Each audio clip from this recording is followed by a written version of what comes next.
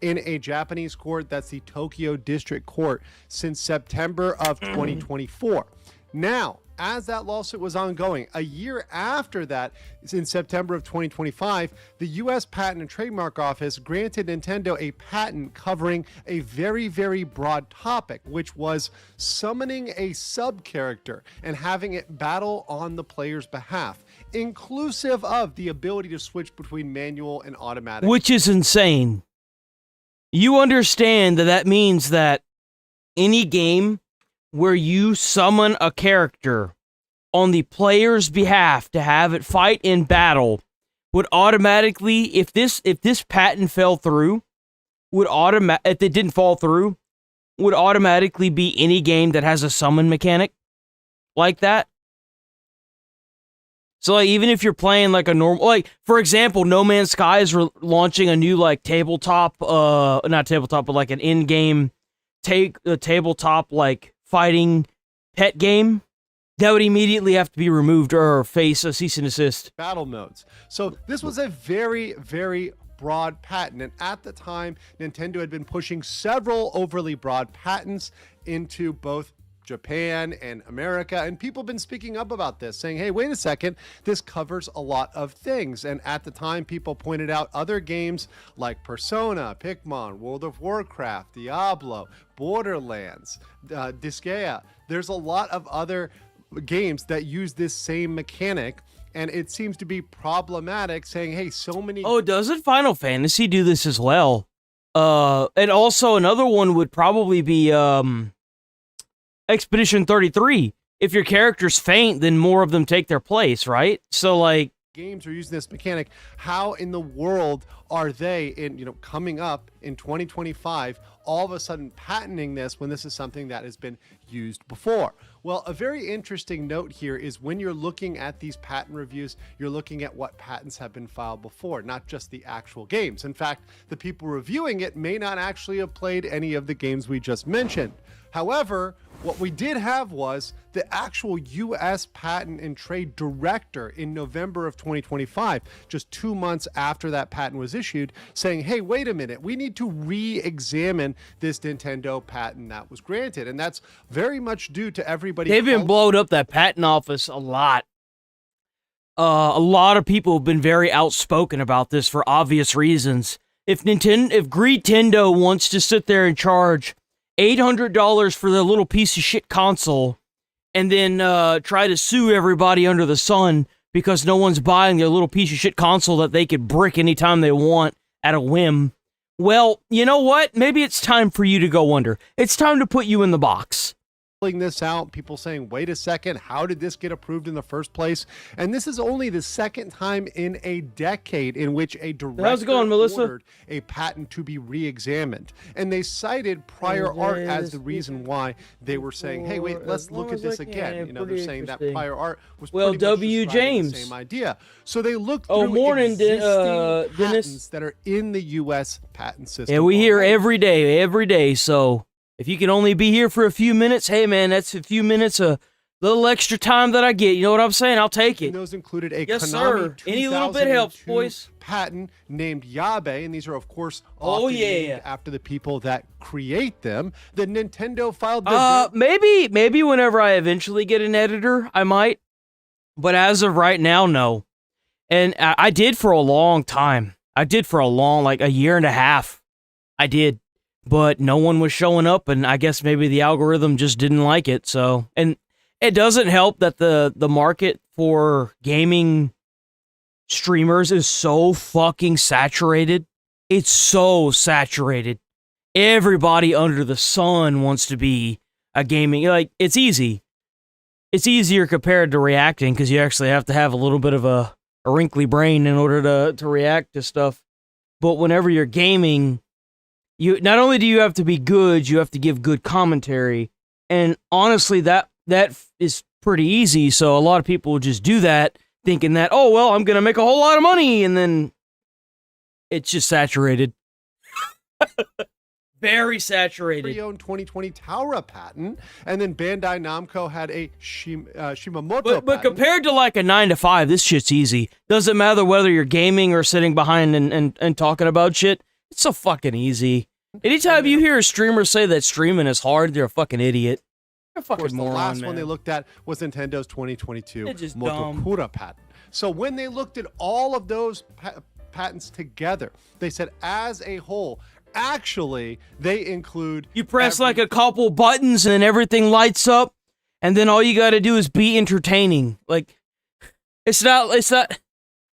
thing that was in that new patent that they wanted to get granted in September of 2025. Essentially, there's nothing new here. Everything has been covered by past patents, so there's nothing new. It's all inclusive in those previous patents. Therefore, your patent is invalid. So on April 2nd, just a day ago, the U.S. Patent Office issued a non-final rejection of all 26 claims in the Nintendo patent. If it works, it works. Hey, you know what I'm saying? all of those, they're rejected. Now, they are able to appeal that. They do have an appeal right.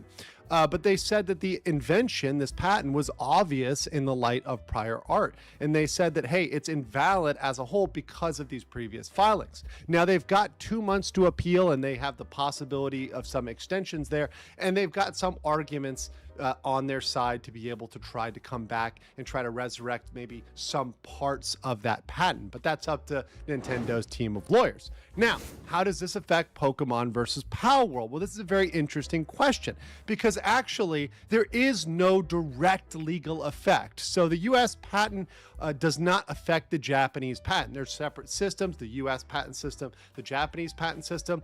So the Japanese case is citing the Japanese patents, which are still... So what happens if let's say Pal World loses this? Being an American company, can't they just ignore Japan? Like, what are they going to do? Send over the Japanese police to arrest them? They can't even handle the shit in their own country. Like, so what are they going to do? They going to send, like, a whole bunch of letters in the mail and be like, you owe us money! And then they're just going to be like, nah, I'm good, man. How does this work? How do you even begin to do this? Like, if it doesn't fall through, if the patent case falls through in America because it's an American company, and Japan actually, like, wins in Japan, well, who the fuck cares? Why wouldn't you just ignore this? They're in Japan. The fuck they gonna do? Like, I mean, like, seriously, am I dumb for saying this? I mean, I don't know legally, so I'm kind of asking it with a question and less of a statement. Why wouldn't you just ignore it? Oh, what? We lost to a Japan fucking... I don't care. Whatever. What?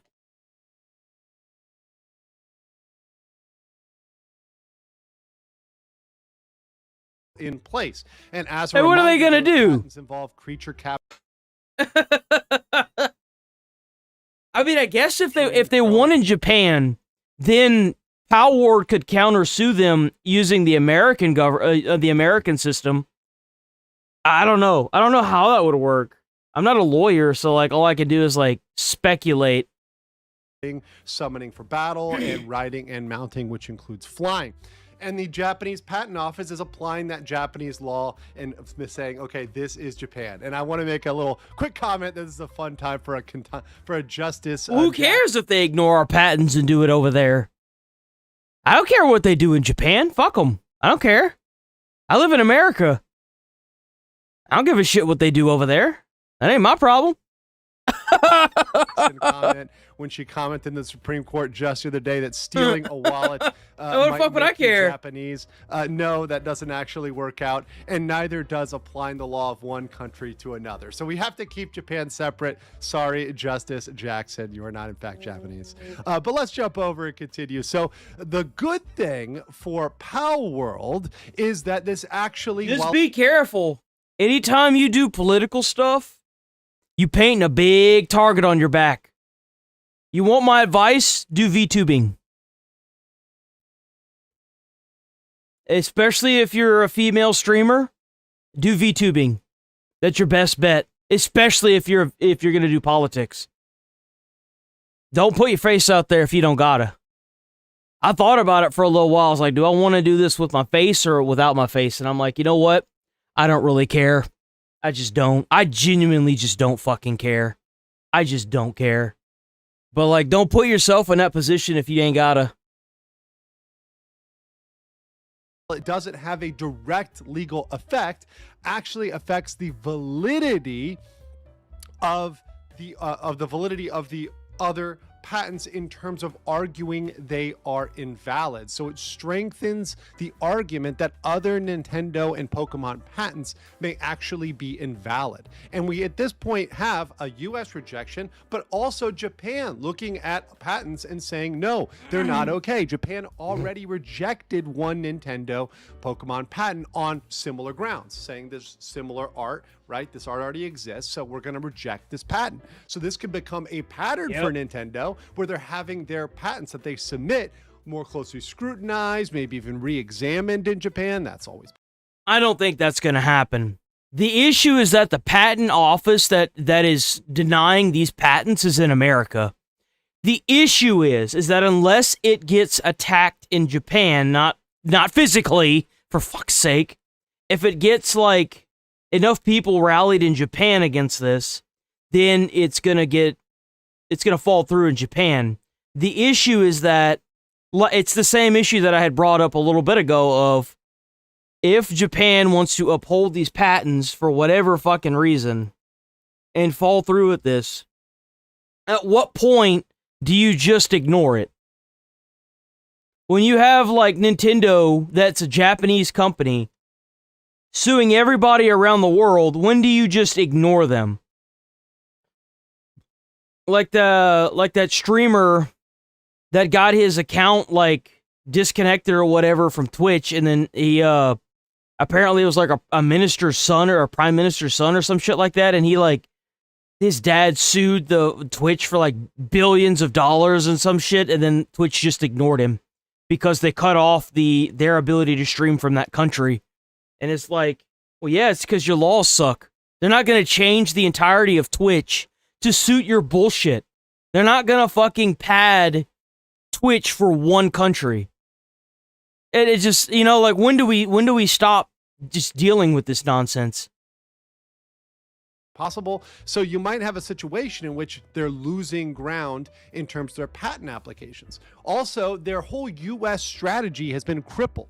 So the Nintendo's US strategy, along with the Pokemon Company, was to essentially file a bunch of patents as an anti-Palworld protection. So essentially trying to prevent Palworld and Pocket Pair or other companies that want to do something similar to Palworld or Pocket Pair from being able to do that in the US market. And now that they've been blown back on this, it looks like that whole strategy of... Well, yeah, because it's not going to hold up in the US market. It's not. And they probably knew that from the beginning. But what I don't understand is why the hell they're still trying. That's the thing. Panic file in the US and cover everything is not going to work. And that also has reduced... Well, what's crazy is that they didn't even check to make sure that these patents were sound and solid before doing this lawsuit. It seemed to me like they were just mad that Palworld did what they just refused to do, which is make a game where you could cut up pals and eat them. I mean, like, let's be honest here. They made what everybody fucking wanted, and they became like billionaires. Well, maybe if you had done that, Nintendo, maybe if you would stop catering to a bunch of kids and start giving audiences what the hell they want, then you would make way more money. You already have the like cult fan base. Why don't you just cater, man? Just fucking cater. It's not difficult. Give people what the hell they want. Effect on games. Developers that want to have Pokemon Palworld like games or games that may have some sort of similar feel or theme are not edged out of that entire genre of the monster catching genre. It's not all dominated by Pokemon. You don't have to bend the knee to them before you're able to enter that space. So that chilling effect on game creation has been reduced. And I think this is a massive win for Palworld in terms of PR. Because if you think about it, they're now able to have the negotiating leverage. Pokemon and Palworld lawsuit. You're not going to be able to box us out with patents out. And you know what another thing is don't just apply this to gaming. Apply this to everything. Think of somebody going on Shark Tank and making a patent for the Stork's nozzle, the Stork's connection for fire departments, right? It's called the Storts. Every fire department across the entire United States has that universal connection, so that way if they have to work with another firefighter team, they have that connection. He went and got a patent for the big and the garden hose style of it because he wanted, this is a fun fact about the Stork's universal connection. He originally gave it to the Sharks as a garden hose attachment because he knew that if he didn't, they wouldn't take the actual reason why he made it, because he was a firefighter. He wouldn't have been able to get the funding for it. I don't think he did either. But he originally patented it for the big hoses on fire trucks. And then he made a garden hose version of it so that way he could get funding for both. And he wanted to get enough off of the garden hose version of it that he could just fund it for all the fire departments, right? Like every fire department across the country.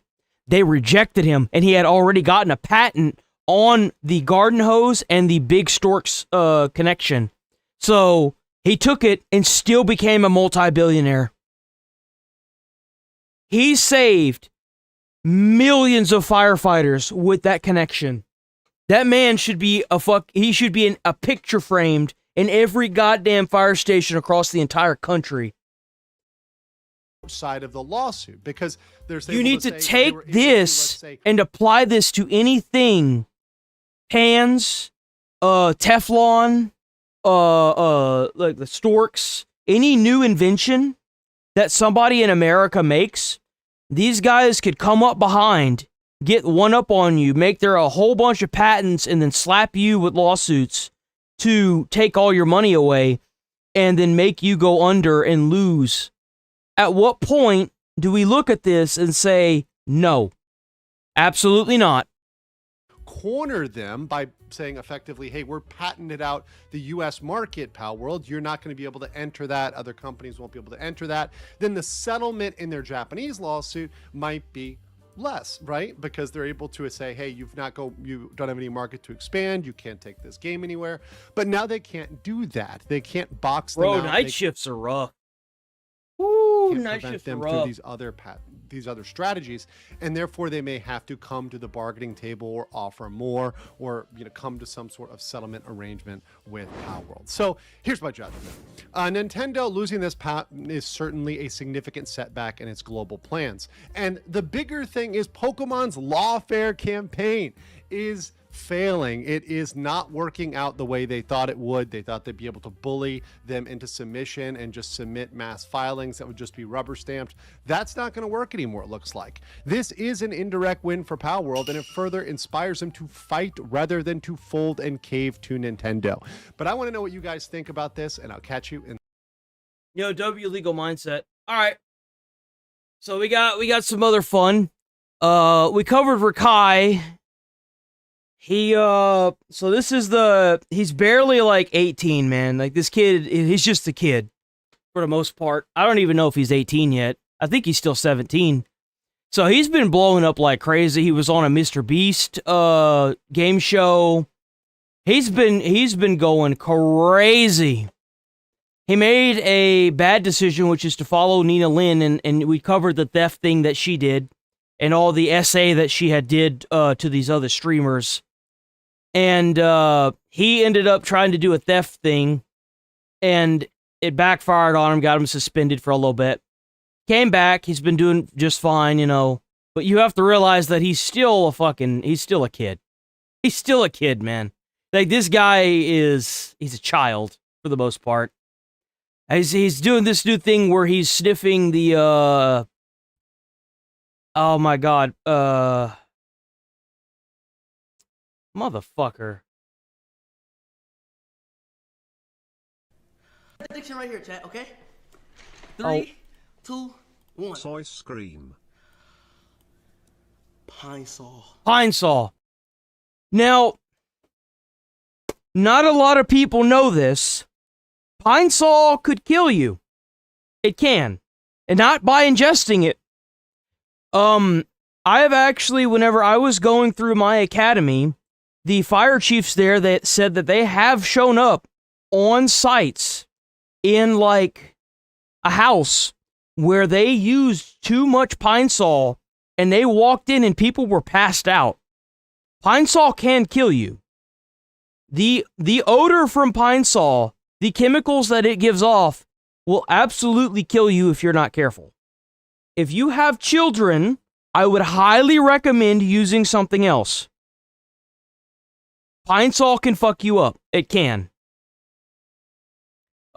Please keep that in mind.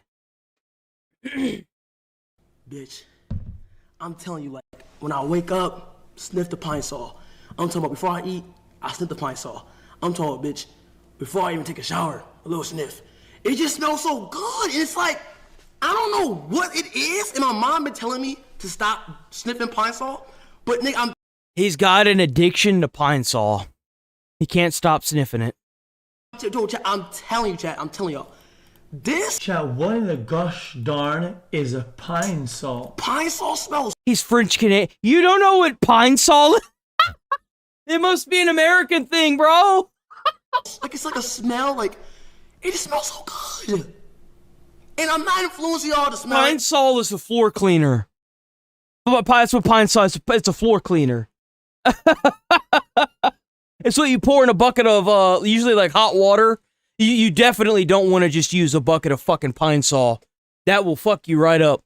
But you want to pour it in like a bucket of like very hot water to mop. That's what you want to do. Or anything like that, but I'm telling you, like, I mean, like, you take a little one sniff, I'm telling y'all, chat. Wood floor You know what I'm saying? XWCL. I'm gonna sniff it one time, bro. Addiction right here, chat, okay? You shouldn't deliberately sniff. I don't think Rakai is going anywhere. I don't think Rakai is going anywhere. There's too many people that watch him. He's not going anywhere. Irritation. State the risk. Not unless there are like massive allegations of SA or like heavy allegations of like, you know, kiddie stuff. That he's not going anywhere. Abuse, long-term damage, exposure. And a lot of people said the same thing about iShow Speed. iShow Speed was suspended off of Twitch for like years. But look at all the good iShow Speed is doing now. Like, hey, iShow Speed had to go through the ringer too. Everybody has to do dumb shit for content eventually. Like, that's just how it is. Type of, You got to keep people engaged. I don't. The sad thing is that Rakai isn't doing it for content. Rakai is actually addicted to huffing Pine Sol, which is bad.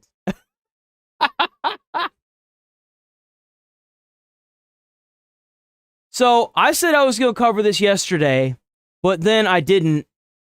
We're going to do it today. So this guy is something else. A lot of people thought this was fake. This is not fake. This happened. This is a real thing that happened. Let's watch it. I saw a video today of a fedora tipping gentle sir freaking out, going ballistic, and I thought for sure it was just a skit. It was a staged video. It was fake for the sake of like rage baiting and engagement farming. But now I've seen that same video being picked up by actual journalists, like actual outlets. So maybe it's real. I just find it hard to believe. We have two parts to this, so This is legitimate because everything about it is too perfect. This guy is wearing a Demon Slayer shirt with a pseudo trench coat and calling himself the name of a fictional character who is known for being in a trench coat, and he just actually looks like the quintessential Discord moderator. Hello? Hi there, can you open this door, please? For what? I just want to make sure that everything's okay. There seems to be something going on. What do you mean? just imagine you sitting at home, right? You doing your own thing, and then some dude just walks up to your fucking house out of nowhere. You've never seen him in your neighborhood. You have no idea who he is. You've been living there for years, so you know pretty much every neighbor and where they're at. And then you have this random dude come up at your door saying, "Let me in." I don't know, I just figured I'd check on something. This saint was just in the neighborhood making sure that there was no ne'er-do-wells up to no good. He has just finished his training with the katana. He often studies the blade, and he thought he would just kindly pay you a visit just to make sure everything's all right over there. He is a master of cringe breathing, and this guy is a force to be reckoned with, so if there was any trouble, he could just slay them on the spot. This fucking guy is like a mystical cryptid. He's like Santa Claus, but for Redditors. How Santa Claus knows who's been naughty or nice, this guy knows who's got too low of karma, and he pays them a visit, but instead of wiggling his big ass down their chimney, he just knocks on their front door and then blows a fucking... That's the thing. This guy gets really violent really quick. Like, mega violent. At one point, he gets into the house, and the person in the house hits him over the head with a fucking shovel, and he comes to realizing what he was doing. There's talk that he could be a veteran. Don't know. Have no idea who the fuck this guy is. Gasket. But he should be thanking his lucky fucking stars that he's in whatever state he's in.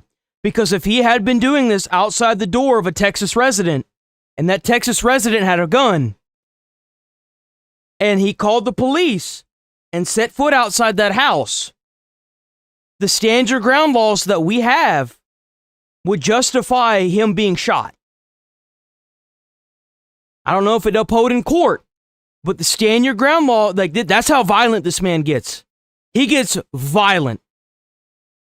Like, I am not even kidding. There's a tussle whenever he gets through the door that you can't really see, but it's enough to make the camera shake on the wall. I don't know what you want, man. Get out of my house. Open this fucking door. Where's your daughter, man? Where's your daughter, What are man? you talking about? Where's your daughter? Who's in there with you? Bro, I can't believe the door didn't just explode. He should have deatomized that bitch. This is a very strong advertisement for that door. It must be like an adamantium core in there, because I don't know how it withstood the power of this man's kicks. Granted, he was nerfed. He was wearing flip-flops, so he couldn't really get the oomph. Him saying the adamantium core immediately gave me an awesome idea.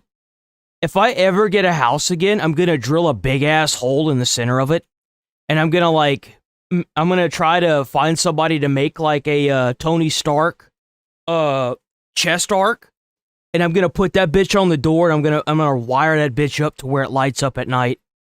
Oh, dude, that sounds like a shitload of fun. Just have like and then like I could like paint the fucking door to have like the Iron Man, and then like it being his chest. Oh, that would be so fucking cool. Elbow grease that he usually would get there, but this is a superhuman we're dealing with. It was so powerful it almost sent him tumbling backwards. He had to regain his balance while, falling back down the stairs there. It was a devastating blow right there. That shit would make Omni-Man tremble. Stay safe out there, and then he Dennis. starts asking where his daughter is. Perfectly normal question to be asking a complete stranger. Because adamantium is supposed to be like the strongest thing on Earth in like Marvel. Maybe he'd been talking to some kids on Roblox. That's what a Captain America's shield is made out of, and it's also it's Wolverine's claws, and it's supposed to be like the strongest metal. Now he's trying to track him down. I have no idea. The Black Panther, it comes from like Wakanda unhinged. or whatever. Speaking of unhinged, you're crazy if you don't check out the new Starforge sale going on right now. There's a huge sale on Voyager. Are you okay? leave my house. You don't... Are you okay? Is everyone in this house okay? What? Everyone's okay. What do you want?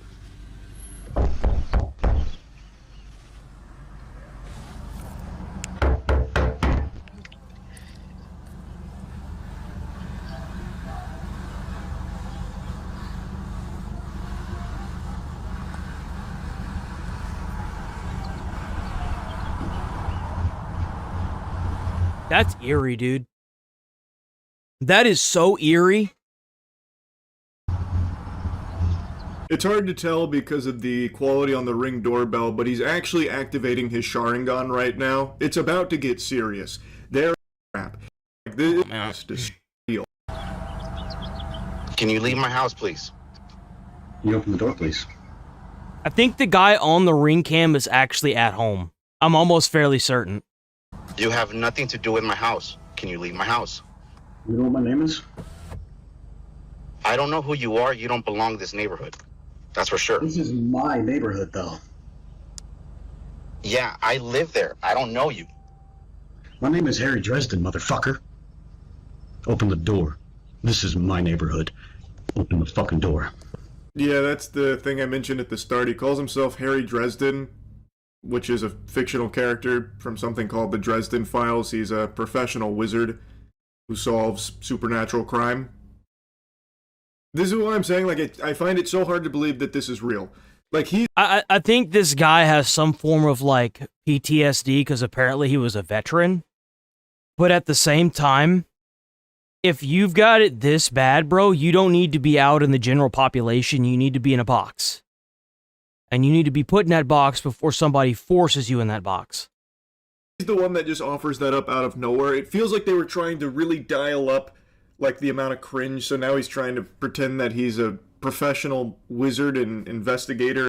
Buster, so you better open this door. I gotta go in there and check. Where's your daughter at? I'm about to get a lot more staged. Everything about it is just too... This is prior to the new stuff that was released yesterday.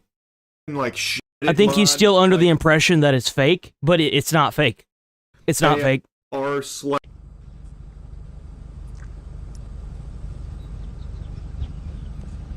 Now, or I will fucking end you. Do you understand me? Dude, he's so mad he's shaking. You see him? He's so mad he's shaking. End you. Do you understand me?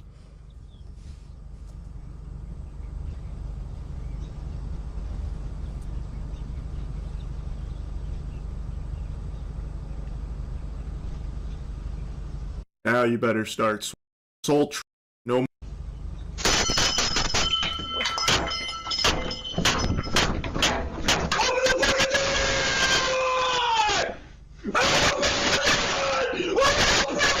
That's when you sitting on the other side of that door with a shotgun and you blow a hole clean through that fucking door. That's what you do.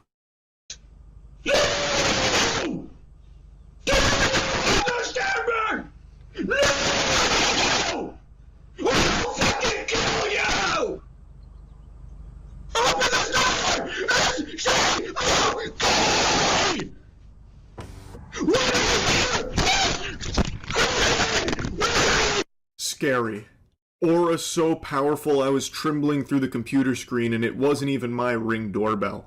Just seeing the way he monk palm strikes it, the way he's grabbing at it, like, oh man. I don't know the aftermath here. I don't know if the homeowner called the police, but if he did, I don't know if the police are strong enough to stop this man on a rampage. That probably was just more bodies left in his warpath. It's terrifying. Having the virgin Viltrumite come up to this guy's door and start asking where his daughter is. That's right, he's about to catch a smithing lesson, that's right. Whatever, it's...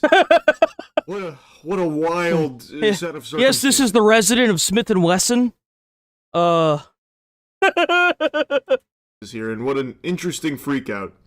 Like I said, I still am not convinced this is real. Everything Yo, about... Smith & Wesson should have, like, a fucking flag. Oh, dude. What if they made a flag that you could put out front on your house to show that you're like you have lots of guns, you know? Kind of like the Beware of Dog. You'd have like the Beware of Smith & Wesson. But it is too perfect to showcase a loser, like a pathetic, unhinged loser. And I feel like this guy had to be in on it for the sake of engagement farming. Like, I feel like he was typecast to play this character in this video. I don't know. I still just have a hard time buying into the authenticity of this. But who knows? Maybe it is completely real. Either way, wanted to yap about it. That's about it. See ya. Okay, so here's the second part to it. The police did get called, and the dude did actually open the door and hit him with a shovel. So, based on that logic, a shovel could be considered a lethal weapon. So, if what you're saying is true, then technically he could have shot and killed this man and been perfectly fine. The Reddit mod meltdown on the Ring doorbell is real. I was very skeptical. I mentioned that a couple times in the video. It fell flops. Here you go. So this is the inside of the house. It's a very real thing, and it's this is the guy that was on the Ring cam.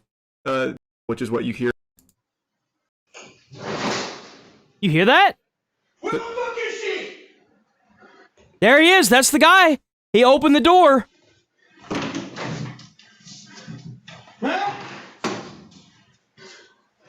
He broke into his house.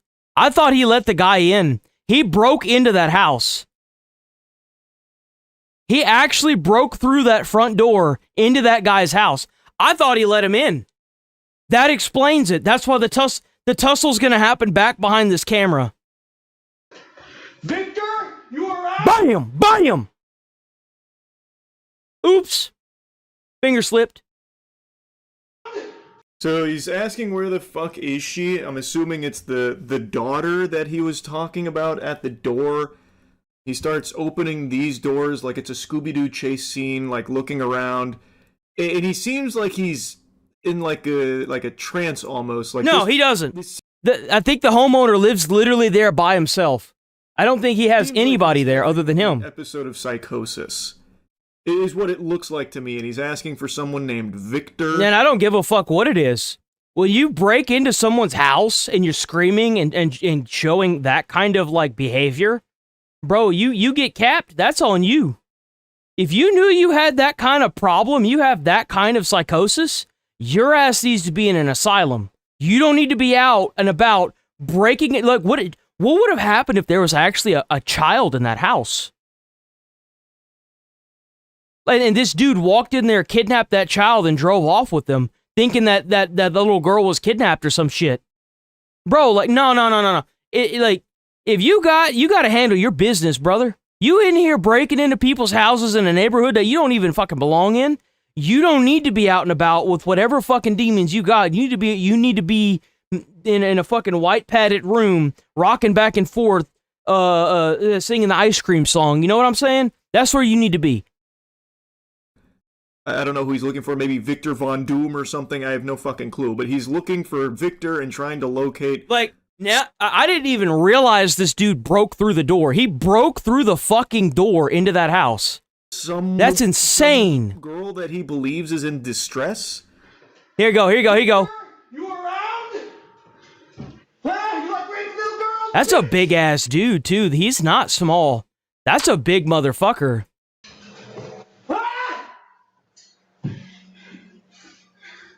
You fucking try me, I swear to God I'll fucking kill you. Do you understand me? Where the fuck is she?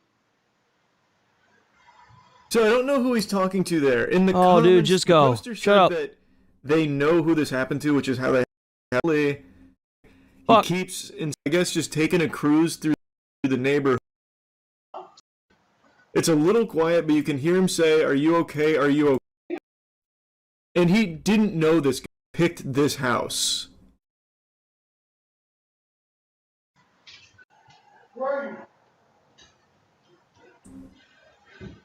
It's a little quiet, but you can hear him say, "Are you?" But he was saying something like, "I'll kill you to too." There. Eventually, the homeowner does get here. Oh, so the homeowner wasn't even home. Okay. So yeah, the homeowner wasn't even home. That's crazy. Get the fuck out of my fucking house! Oh. You think you can fucking shot me, motherfucker? I will save that little girl, you bitch! There's no fucking... You fucking liar! I can hear her! I can fucking hear her! So now there's a big tussle. They see, look at that. Bro, look at the camera shaking. So now there's a big tussle. So you can hear them scrapping. It's off. See, camera. now if that was in Texas, wouldn't be no tussle. You'd hear bam, bam, bam, and it would be real quiet after that. And then what you do is you get on the phone and you say, "Yep, I just shot somebody." Bam! I think he's dead. Bam! Can't see it, but I'm picturing like an Ed, Edd n Eddy when they start fighting all together. It's just like a big old cloud of smoke and a bunch of fists are flying. You can hear them rummaging around there, getting pugilistic. It's shaking the ring camera. But the whole time, you can hear him saying, like, "Where is she?" That kind of thing. And then I was going to fast forward a bit. I don't know how long it lasts. But eventually, he, like, starts to de-escalate the situation, the homeowner. Who are you talking to, bro? You 100% interested. Get the fuck out of my house. He keeps insisting his name is Harry Dredson. I don't really give a fuck what the story is. If you break into somebody's house, My honest opinion is that you forfeit all rights to your body. That's my honest opinion. You want to break into somebody's house? I don't care if you're going through a schizo fit or not. You break into somebody's house and you catch some fucking bullets? Well, Rip Bozo, rest in piss, you won't be missed. I don't give a fuck what the story is. You have somebody's door acting like that, then you break into their home and you start opening doors and acting like you own that motherfucker and you catch some hot ones, then that's on you, bitch. That's on you. I don't give a flying fuck. You really think this man, you think this man deserves to be out in the public? Fuck no. If you what if there was kids home? I can't, the amount of times I left home alone as a child because my mom couldn't afford fucking daycare, just to have some schizo like this break down my fucking door and being unprotected. Like, no, dude, fuck that. Fuck that. While I'm tired of padding the world for these fucking people, man. Fuck that. Presumably getting his ass beat here, he is also maintaining I'm Harry Dredson. Maybe he flashed a badge or something at him. I don't really know, but he is staying with that. They are fighting. He keeps insisting that someone needs help here.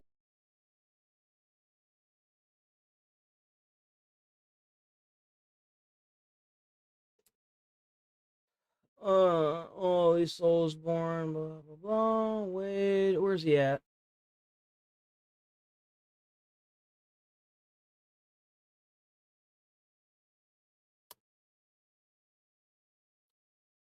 You didn't fucking know he broke in. You said he got let in. Yeah, and then I corrected myself like any normal human being does. Till Charlie showed you, blah, blah, blah. It's a reaction. Here, let me help you. There. Now you can go and be retarded somewhere else in somebody else's chat, dumbass. The daughter, some woman, something. Bro, I just ain't got that shit in me today. I'm just gonna permaban people. They're not even worth my time. They're idiots. And then the homeowner comes down after the scuffle with this big shovel here. Yeah, look at that big ass shovel. Look at that big ass shovel, bro. Fucking bro got whacked. He's got the big snow shovel out, and now he starts to defuse it. Bro, I'm telling you, get the fuck out of my house. Please. Just answer the question. Get the fuck out of my house. Answer the question, please. There's no one in there. There's 3 rooms, man. I don't know who you are. You better get the street at 1797 Co-op Drive. I don't know who you're talking about, man. Why do I hear screaming? Are you military? Yes. Okay. Can you help me out? Okay. Yes. I understand what you're going through right now. Yes. Can you step outside? Yes, sir. Thank you. Yeah, that's what I'm saying. That's a big ass dude. Like, it don't matter if he doesn't have to hit very hard, bro. That's a big dude. That's a big motherfucker. Like, I saw that dude and I was like, God damn, that's a big dude. Like, whenever I saw him up against the door, I was like, Jesus, that's a big dude. So that oh, he's on stairs. Oh, he's on stairs. These are stairs. This is the banister right here. That I found really interesting. He asks if he's military. He says yes. And he says, I know what you're going through. And then after he asks that question, like, his whole demeanor kind of changes, and that's when he gets him outside, and that's when you see this arrest. Like, it's not fake. This inside footage I haven't seen outside of, like, the subreddit here. It feels like it's really hard to fake, because it's definitely not AI. It is 1000% the same guy. Like, that. I think this is probably legitimate as well, but the arrest is 1000% real. So that's how he gets him outside. I don't know if he's actually military or anything, because, again, it seems like he's a hero. Fairfield Police, is anybody inside?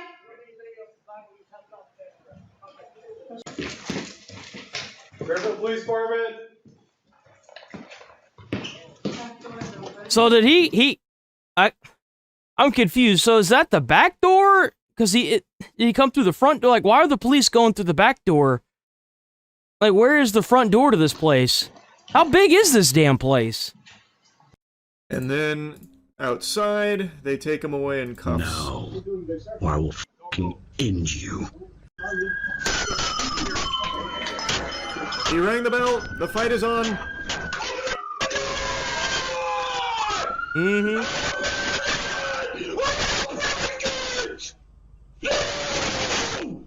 Yeah, that's the ram that you see right here. That's a nice house.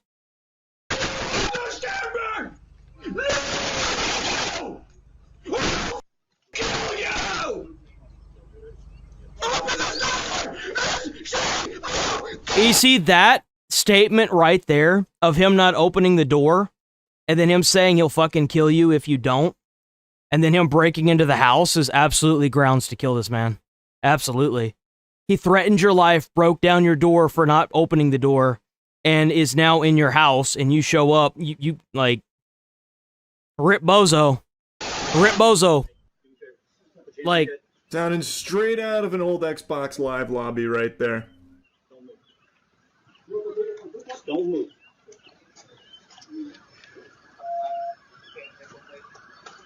But yeah, they've got him out here now. And again, that's the homeowner. bro, yeah, you could probably use his voice to make one hell of a good vocal. See here, he's wearing You could probably make some beats out of it. I've been seeing people using, like, comments or, like, stuff that streamers have been saying as, like, beats and songs. Not even the vocals, like, straight up beats. It's crazy now. So it's definitely the same guy. I think there's no world that this is somehow fake or staged. These aren't actor cops. These aren't like fucking strippers or anything. These are real. His police report is out there. He's facing a lot of charges. It turns out it was 1000% genuine, which I cannot believe. He should be thanking his lucky stars every day that he did not break into somebody's house that owned a firearm. Every fucking day he's in jail, he should be thanking whatever he prays to that homeowner did not own a firearm, because his ass would be dead. I guarantee you, somebody walk up like that into my property, bang on my door and threaten my life, I'm going to meet him at the door. And I'm not going to be empty-handed either. Me after 2 beers. well, bub. Interesting. But yeah, then they take Cobra Commander away.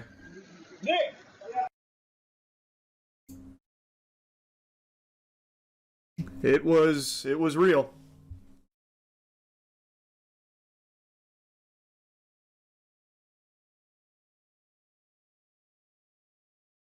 You can find his arrest report here. It really seems like he is just truly not in his right mind. I am very curious. Bro, like, I'm 5'6". That's a fucking giant to me. Look at how tall that dude is. I'm a small person, dude. Like, I'm not gonna fight somebody like that. I'm gonna shoot him. I got the equalizer on my side. I got 3 of them in this apartment, and every one of them is in harm's reach at all times. So, like, what the dude, I'm not gonna fight you. I'm just gonna give you a bullet. Let's see you bench press your way out of a bullet, bitch. Is like what actually led to this. This shit is unhinged. He did threaten to kill multiple times. And yes, he did. Multiple times this man threatened to kill the homeowner. Multiple times. No, dude. Then he broke in the door. That's destruction of property to boot. Like, no, dude, I'm not going to wait for you to break my door in. I'll meet you at the door. Hold on. Let me save me some money right quick. Like, he fought the homeowner. I don't believe the wife was hurt or anything, so that's lucky. Crazy stuff, man.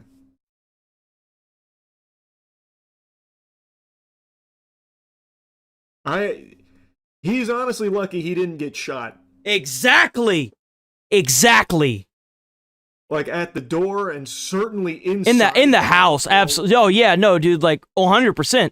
The fact that he said all of that, then broke in the fucking door and started going through this man's house.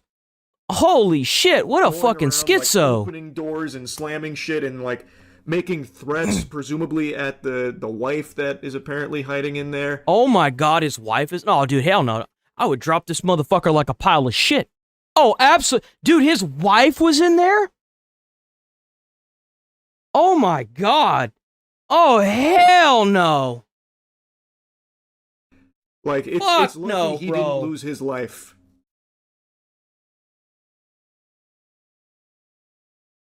He's lucky that he found this homeowner who, like, really did a master class in de-escalation, because most people aren't doing that. And even this is a really risky thing to do, because this guy absolutely could have followed through on his threats and just started shooting if he had a gun. Like, this was very dangerous and ended up working out, but... Why the fuck would you want to defuse this? You got a dude that's at your house banging on your door with your wife inside of the house. Motherfucker, ain't no diffusion there. Get the fuck off my property or I'm gonna shoot you, bitch ass. How about that? There's your fucking diffusion. Since when? Hell no. Fuck no. That's why I'm staying in Texas. You wanna come up to my motherfucking door and cause problems and you get your bitch ass shot?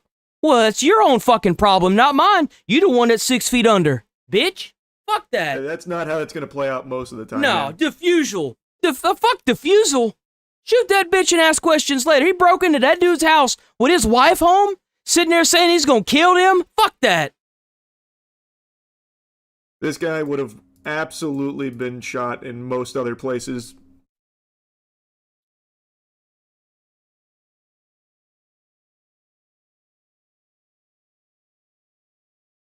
You think other entitled Redditors would do something like this? It's not confirmed he's a Reddit mod. He looks like he was born to moderate subreddits. You cross that threshold without my permission, your life is no longer your own. I am judge, jury, and executioner, and I'll sit in jail with a smile if I gotta. Because you know what I'm not gonna do? Pop, pop. It ain't gonna be none of that. It's gonna be pop, pop, pop, pop, pop, pop, pop, pop. Pop, pop, pop, pop, pop, pop, pop. You will not do this to somebody else. I will make sure of it. You will not get arrested for these fucking judges to let you out so you can go and schizo on somebody else that's less unfortunate. Nope. I will sit in jail with a smile. I will. Every single day in jail with the biggest smile, knowing I cleaned up a piece of trash. Fuck that. I don't know if he actually is one. So there's no telling. He is wearing like the Reddit mod cape and everything. Like, I don't think Reddit had anything to do with this. Fuck that, man. I'll tell you right now. I don't think this was a Reddit driven experience. If it is an ex-military guy, that's just sad. It would be. That would be very sad. Yeah. Again, I don't know if that's true or not.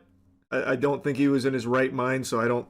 It's hard to take him at his word that he actually is. That's crazy, ex-military. bro. Like, no. The whole thing is fucking Like, sad. you know he wasn't in his right mind when he was doing this, and I don't even care if he was or wasn't. Bro, if you that delusional, you breaking into people's houses, threatening to kill people, and you need to get help. That means that you had some real big problems prior to this that led to this. And you didn't take what you need. Like, if you're a veteran, you should have been at the VA. You should have been going to counseling. You should have been doing whatever you had to do to make sure that it didn't come to this. It's your responsibility. It is your responsibility to de-escalate by not being a fucking jackass and escalating it. It's not my job to de-escalate your bullshit. It's your job, not mine. And the sooner we live like that, the better our society is going to be. It's not my job to de-escalate some cocksucker standing outside of my door, banging on my door saying he's going to kill my wife. Fuck that. I got you de-escalation. I got 9 of them, bitch. Fuck that, man. Shit. I'm tired of that shit.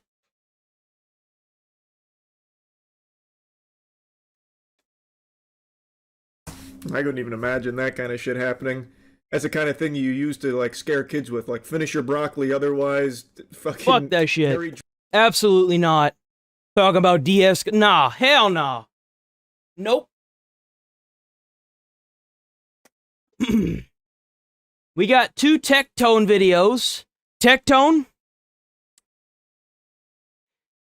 you're a shit magnet, bro.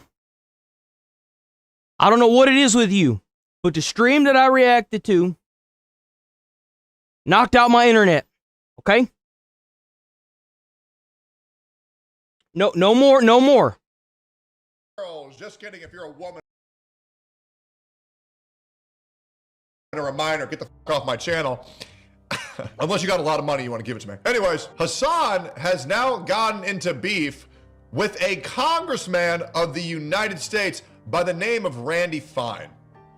And let's talk about Randy Fine. why that is. What do we think he said? Probably something in support of America. God forbid Hassan sees that, he'll probably shit, cry, and come. Oh my god, Under dude, this, Tech I'm Tone. finding this out just as you guys are. But my moderator made me a hyper compilation, so we're going to get into it. We're going to talk about it. Yo, Foreigners W, Tech should Tone. not be able to serve in Congress. True. I agree. Based. Okay, we should, his name is Congressman Randy Fine. I've introduced the Disqualifying Dual Loyalty Act. True. If you're a citizen of another country, you shouldn't serve this one. Get out. Based. I absolutely agree. If you want to be a member of the Congress, someone who wants to Oh, rebuild... fuck, wait a minute. Tech Tone. What the fuck, man? What the fuck you doing over there, bitch? Why you do... Bro. this nation and make it better, you should revoke your citizenship from your other countries. That way we know your true loyalty, because you're in a position in the United States where true loyalty is very, very, very important. This is very based. This is very fine to say. I see nothing wrong with this at all. So Hassan says... I think that's a very reasonable stance. You can't have a bunch of foreigners trying to come over here and take over America. Based. Buddy, you're getting deported to Israel, which is... What? Is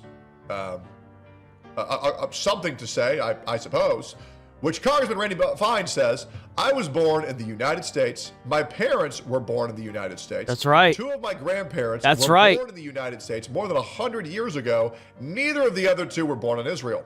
I never even visited Israel until I was in my 30s. Hassan Piker is the child of two Turkish Muslims who engaged in birth tourism so he could become American, after which he was immediately taken to Turkey and spent his entire childhood there. Yup. Hassan Piker said, America deserved 9/11. Kill the motherfuckers, let the streets soak in their red capitalist blood. That's right, he did say that. Yeah, he said that about, like, just about everybody. That's what he said, dude. If you cared about Medicare... I think it was more directed towards rich people, but it's kind of funny coming from the guy who has old pictures of himself playing polo on a fucking horse. Fraud, you would kill at Senator Rick Scott. He has also campaigned alongside Representatives Rep. Summer Lee, Ro Khanna, Elon M.N., Rashad Tlaib, Zohran Mamdani, AOC. So how's it going, Big Rob? Mamdani. He's going to raise all the taxes for white people in New York and lower all the taxes for black people in New York. So if that really doesn't show you how white people are treated in this country, I don't know what will. This is the Democrat Party today. Yes, Hassan is now being shit on by U.S. congressmen because this guy has become such a unlikable, predatory douchebag. Predatory in the terms of a predator against the United States, or should we just say a terrorist against the United States? And here we have a follow-up, which is this Turkish terrorist is a poster child for why birth tourism must be banned. I absolutely agree. Based.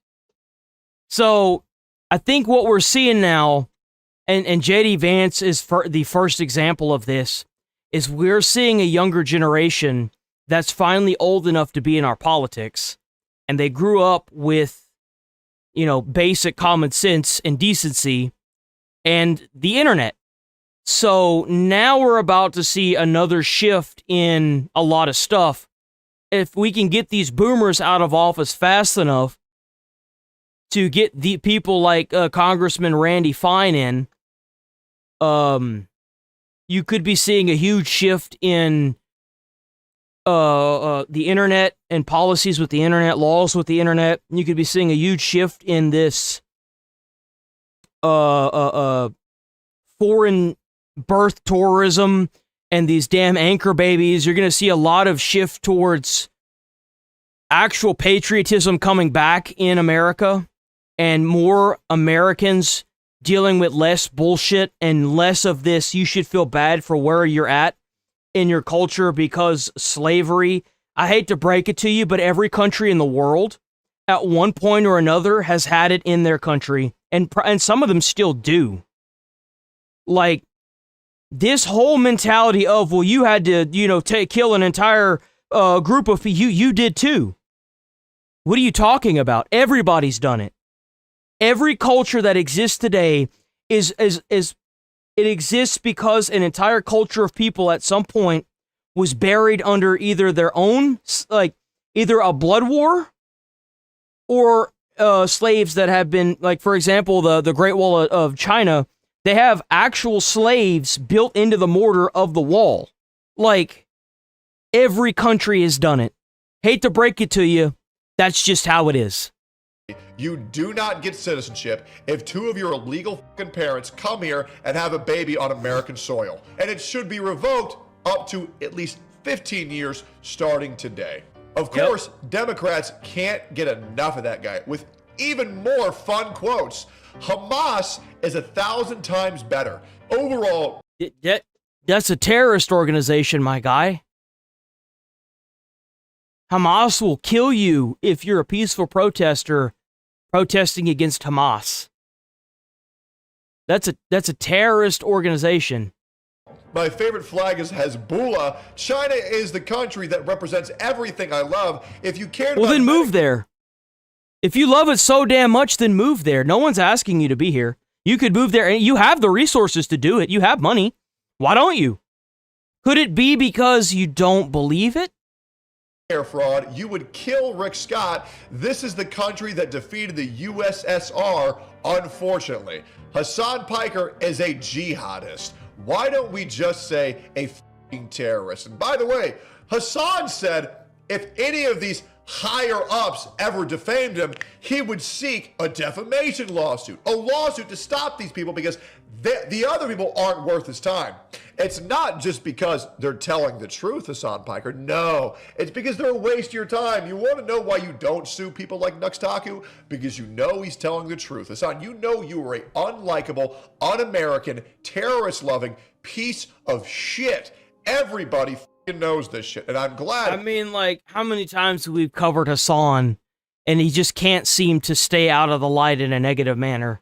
Remember, boys, if you build 20 bridges and you suck one dick, you're a dick sucker, not a bridge builder. So I think Asmund got unbanned.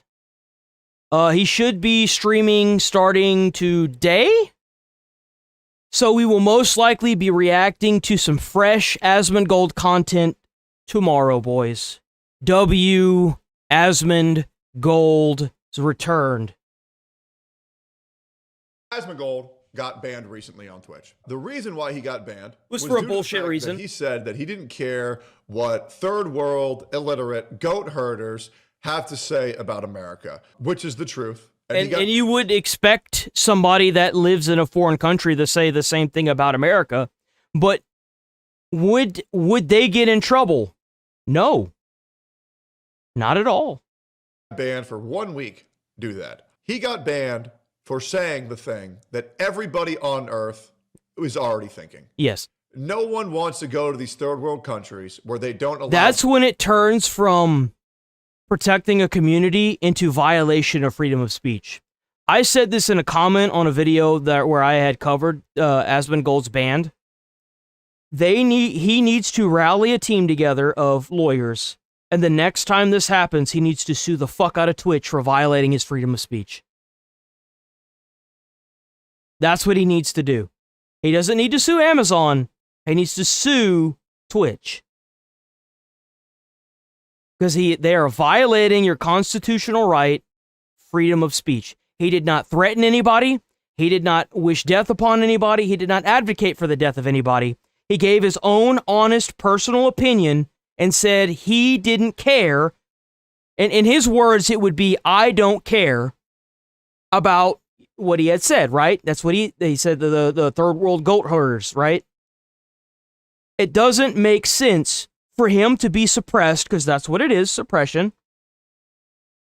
His freedom of speech to do what?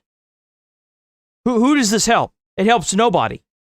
It does show the unbiased support at Twitch, though.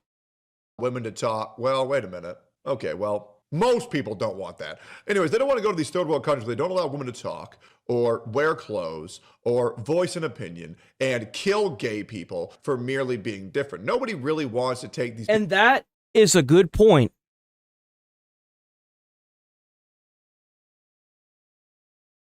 I'm not mad at you. You bring up a really good point. Do you have freedom of speech on a private platform? Do you know that in America, you can break into somebody's business if you see a tornado and the law would allow it? If you're not looting and stealing shit and you break into a business or a home in fear of your safety because there's a tornado, do you know that the law permits that?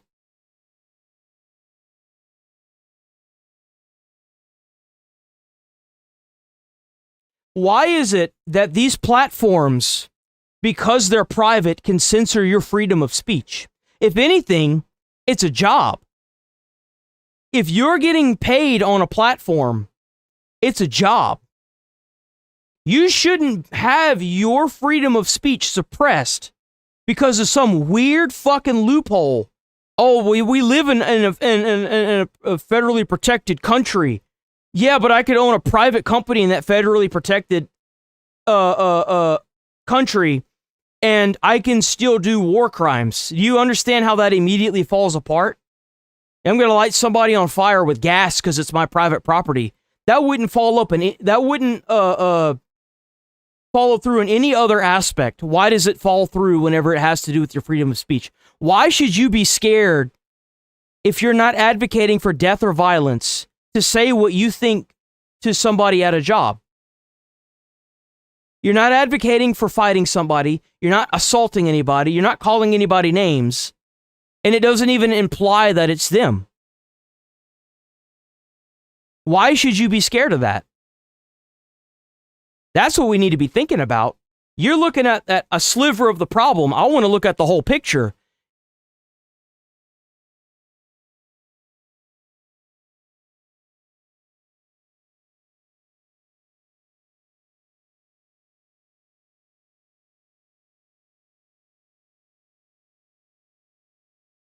No, you good. I'm not mad at you, Clay. I'm not mad at you at all. No, I'm not pulling you up to like make fun of you or anything. I'm going based on what you said. Not every person I pull up is bad. I should honestly be pulling up more people that are saying things that I want to like engage with, as opposed to these morons that want to say stupid shit. You know what I'm saying? Like, and you're not one of them. You bring up a good question, and I wanted to talk about it because I knew that question was going to pop. I was waiting for somebody to talk about it, you know?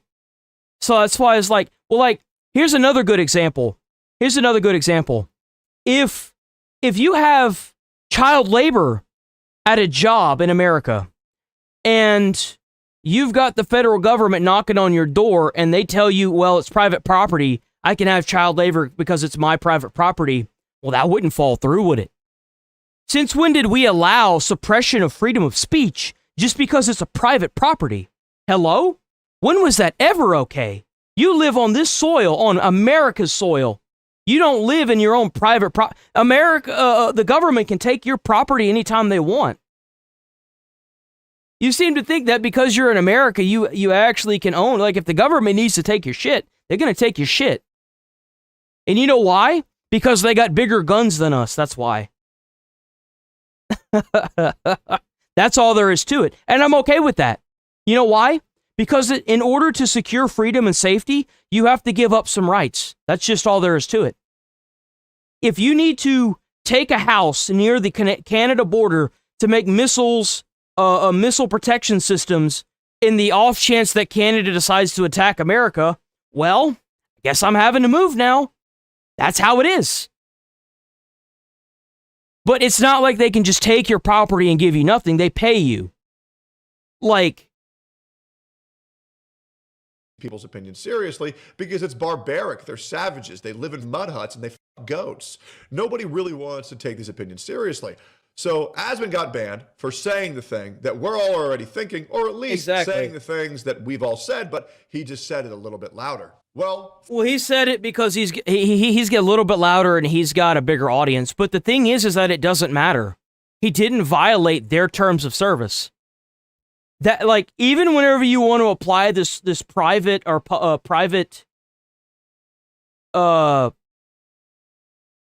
job or whatever the fuck we were, like, the private aspect of this, he didn't violate their terms of service. He didn't do anything wrong. Fast forward to now, to where Asmongold has now officially been unbanned, which is great. Anyway, he got unbanned yesterday, but apparently he had a fucked up tooth, and he went to the dentist, and he was recouping yesterday. He may take another day off. He may not. I don't know yet. But as far as I know, the moderators in his Twitch chat said that he would be back today. If he has to take another day, we'll find out around like noon. So all we can do is wait. In saying unbanned early, easy. Had some dental work done yesterday, assuming I'd have the week off. Oh shit, it's right there. A day or two extra to recover when we'll get back. Now, first of all, a couple things. First of all, my channel on Rumble and on YouTube has been going fucking nuts ever since Asmongold got banned. So I enjoyed his vacation. Why did he get unbanned early? Because he submitted an appeal. So there's one of two things that happen right now. One, this is his first appeal, which is a auto accept, which means he got let in 4 days after his ban because he did the good boy quiz. And what is the good boy quiz? It's the bullshit you have to take to pretty much say that what you did was fucked up, even if you didn't do anything. YouTube made me do it whenever I did. Okay, so I've been suspended twice on YouTube. The first time was because of the firearms policy, and it was because I was showing my 1911, my SIG, on stream, and apparently you can't do that on YouTube. You can't show live firearms on YouTube. And the second time was for the same reason, only that time I didn't have a firearm on stream. Odd how that works. So I said to myself, I'm not taking this fucking quiz because I didn't do anything wrong. And I got in contact with several people and eventually got in contact with a supervisor that all told me that, well, you know, it can't be reversed because I had submitted an appeal, and I guess the automated thing automatically, like, banned it, right? Or, like, said no to it. And then I started talking to them, and they were like, and I was like, what do you mean it can't be reversed? I didn't do anything wrong. And they're like, yeah, well, you know, the system and this X, Y, and Z. And then, like, I had a moderator at the time, he looked over everything, and he had his family look over everything, and they were like, what the fuck did he get suspended for? I didn't even say anything. It was before I even got into the politics stuff. So I wasn't even able to say anything crazy before they did that, right? Here's the best part. Everyone, even the supervisor, told me I couldn't get it unsuspended. So I was like, okay, fine, I wait till like Monday, because it was supposed to be 90 days. I wasn't supposed to be able to stream at all and for 90 days. And it like sticks to your account and 2 more and you get completely like your channel gets, you know, deleted, right? And I asked them, I was like, what did I do or say in the video or in the stream that caused this? Where is the specific section? Because the section that I got, that the thing gives you, it had nothing. It had nothing in it. I wasn't even swearing. That's the crazy part. Nothing. I checked before it, I checked after it by like 5-6 minutes, nothing. And I'm like, what the fuck is going on? The next day, apparently, because it happened on a Friday, Saturday, I got another notification that I missed because I didn't stream that Monday after that weekend, that had said that we have removed your suspension, and you will not get a warning because you may not have known that this violates our community guidelines. And I thought to myself, really? After I had so many people tell me that I couldn't get it taken off? That's interesting. So you can take it off. Huh. Okay. And here's the kicker. Whenever I asked them what I said, like, what did I ask them? I was like, during I got all these messages, by the way. You can download them. I have all these messages. I asked, what did I say wrong? And then I immediately got a response that said, we're not allowed to tell you because it violates our terms. And I'm like, well, how am I? Oh, hold on, wait a minute. So I was like, so you suspend me for something that I don't know what I did wrong. I checked back the footage. My moderator checked back the footage. He let his family look at the footage. And nobody can figure out what I did wrong. And you won't tell me. But how am I supposed to better myself for the community guidelines and know what I did wrong if you won't even tell me what I did wrong?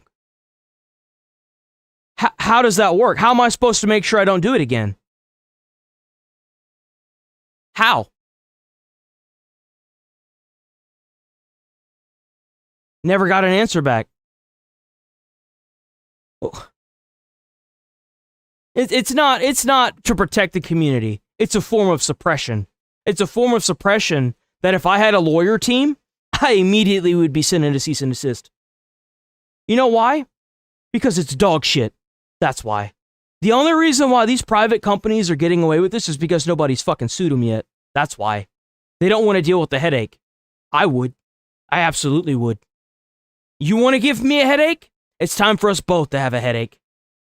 Twitch will send you an essay or a test that will ask you, do you know what you did was wrong? Do you admit what you did was wrong? And Asmongold accepted and submitted it. I am hoping to God that is not what he did. I'm very curious what it is that he did. Or two, Twitch, Asmongold said, hey, y'all fucked up. I stood on business. Go fuck yourselves. And they said, you're right, Daddy Asmon. We'll unban you early. Which is what I'm hoping to God they did. Now, the problem is that Asmongold's channel is going to lose ad revenue for a while. Thankfully, Asmongold doesn't run any ads. But this is going to be a major tank to his financial career if he cares. 90 days isn't just a stream killer. It kills your entire momentum because it kills the channel's entire ability to get views for 90 days. That's a career ender. It's insane. I believe that if you're losing money for no reason, I would be pissed off. Even if Asmongold doesn't want the money, it's about the principle. And I really want to stress that. It's about the fucking principle that these douchebags banned a man for doing absolutely nothing. And that's why Asmon should get a team, because he's got the money. He should get a team together of lawyers and sue Twitch. He could even do a class action lawsuit for people like Tectone and other people to get involved with. He's got, I would do that. If I had as much money as Asmon does, I'd be doing that. That's exactly what I would be doing. It's ridiculous. You have rights in this country, and I'm tired of these companies dodging them. It's dog shit. Yes, maybe Asmongold doesn't want the money. That doesn't give Twitch the right. It's not about the money. It's about the principle. That's what it's about. To take away the money. They do disable your ad revenue for the next 30 days and they collect it instead of you, which I think is ridiculous. Asmongold actually taking some time off to get work done is great. Do I hope that we're living in a reality where Asmongold actually has a full set of functioning teeth? Yes. Is that going to blow my mind? Yes, that would. You want to know why? Because I know many streamers who would have Asmongold if he had cleaned his room and fixed his teeth. And that's the truth. You know why? Because he's got a lot of fucking money. That's why. Be real. I'm never going to tell Asmongold who said that. I'm never going to tell Asmongold who said that. But I've known multiple women that would have been down to if he would have just cleaned his room and fixed his teeth, because it freaks some people out. I think Asmongold's a good-looking dude. He's a good-looking dude. He's charismatic, and he's got a lot of money. Okay? And that should be enough. Okay? You don't need all these people with 8-packs jacked as fuck like me. Not everybody can look as good as me, and I don't blame these people. Because Man, get out of here, Tectone. Expectation. If a woman came into this world looking for a guy like me, they But, gotta yeah. understand. We can move on from this. We can move on from it now. We can move on from that. W Tectone. If you don't know who Tectone is, quit living under a rock. He is now streaming on Rumble. He stopped streaming on YouTube because I think they were threatening to delete his channel or something. Something like that. I'm not 100% sure. Every time he does the, like, sit down because I'm suspended thing, he just rambles so long, and I'm just like, dude, I'm sorry, dude. I can't sit through it. I just can't.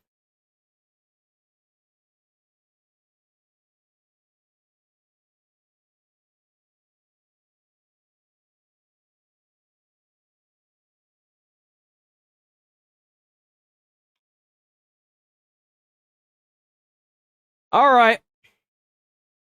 Y'all know what time it is. Y'all know what time it is. Y'all already know. Got a couple of these already pulled up. Here we go.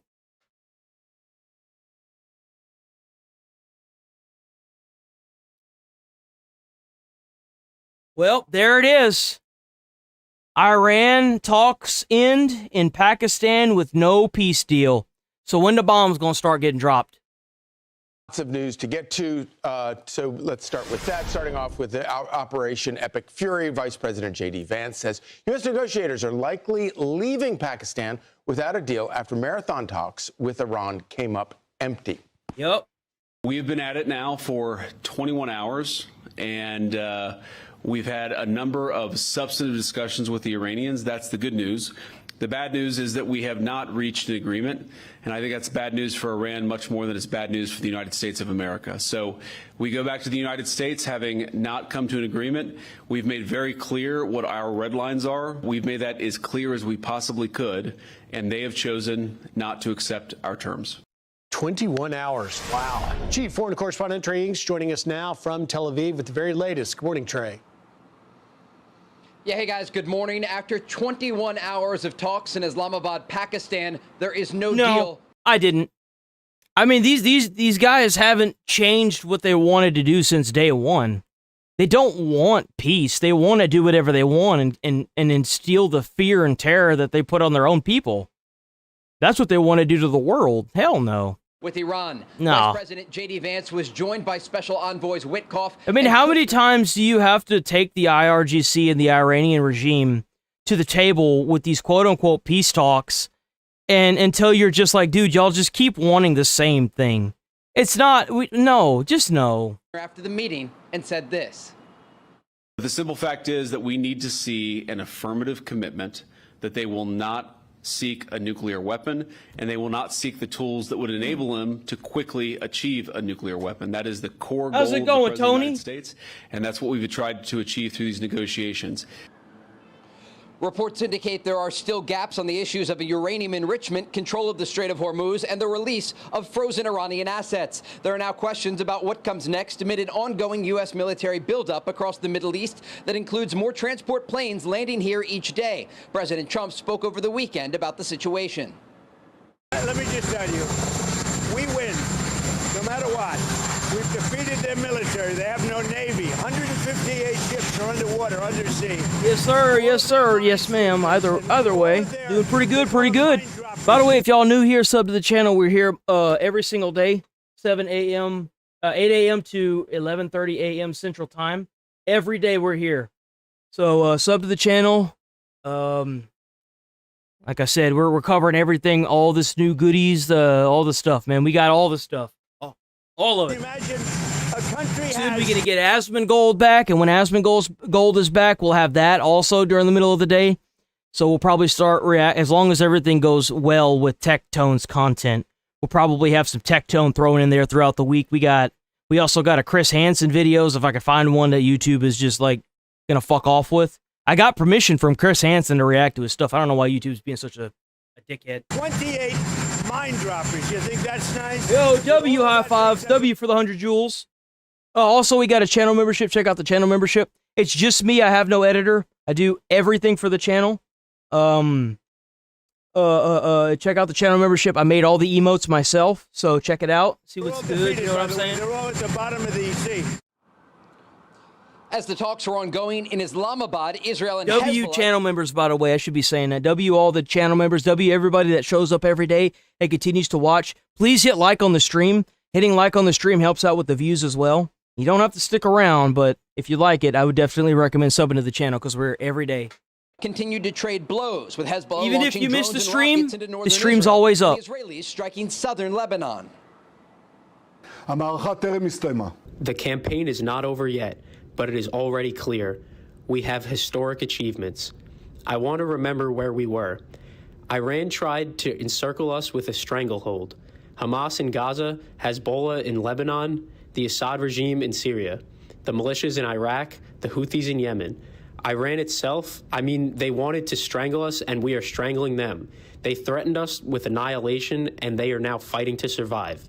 We have prepared them. We still have more to do.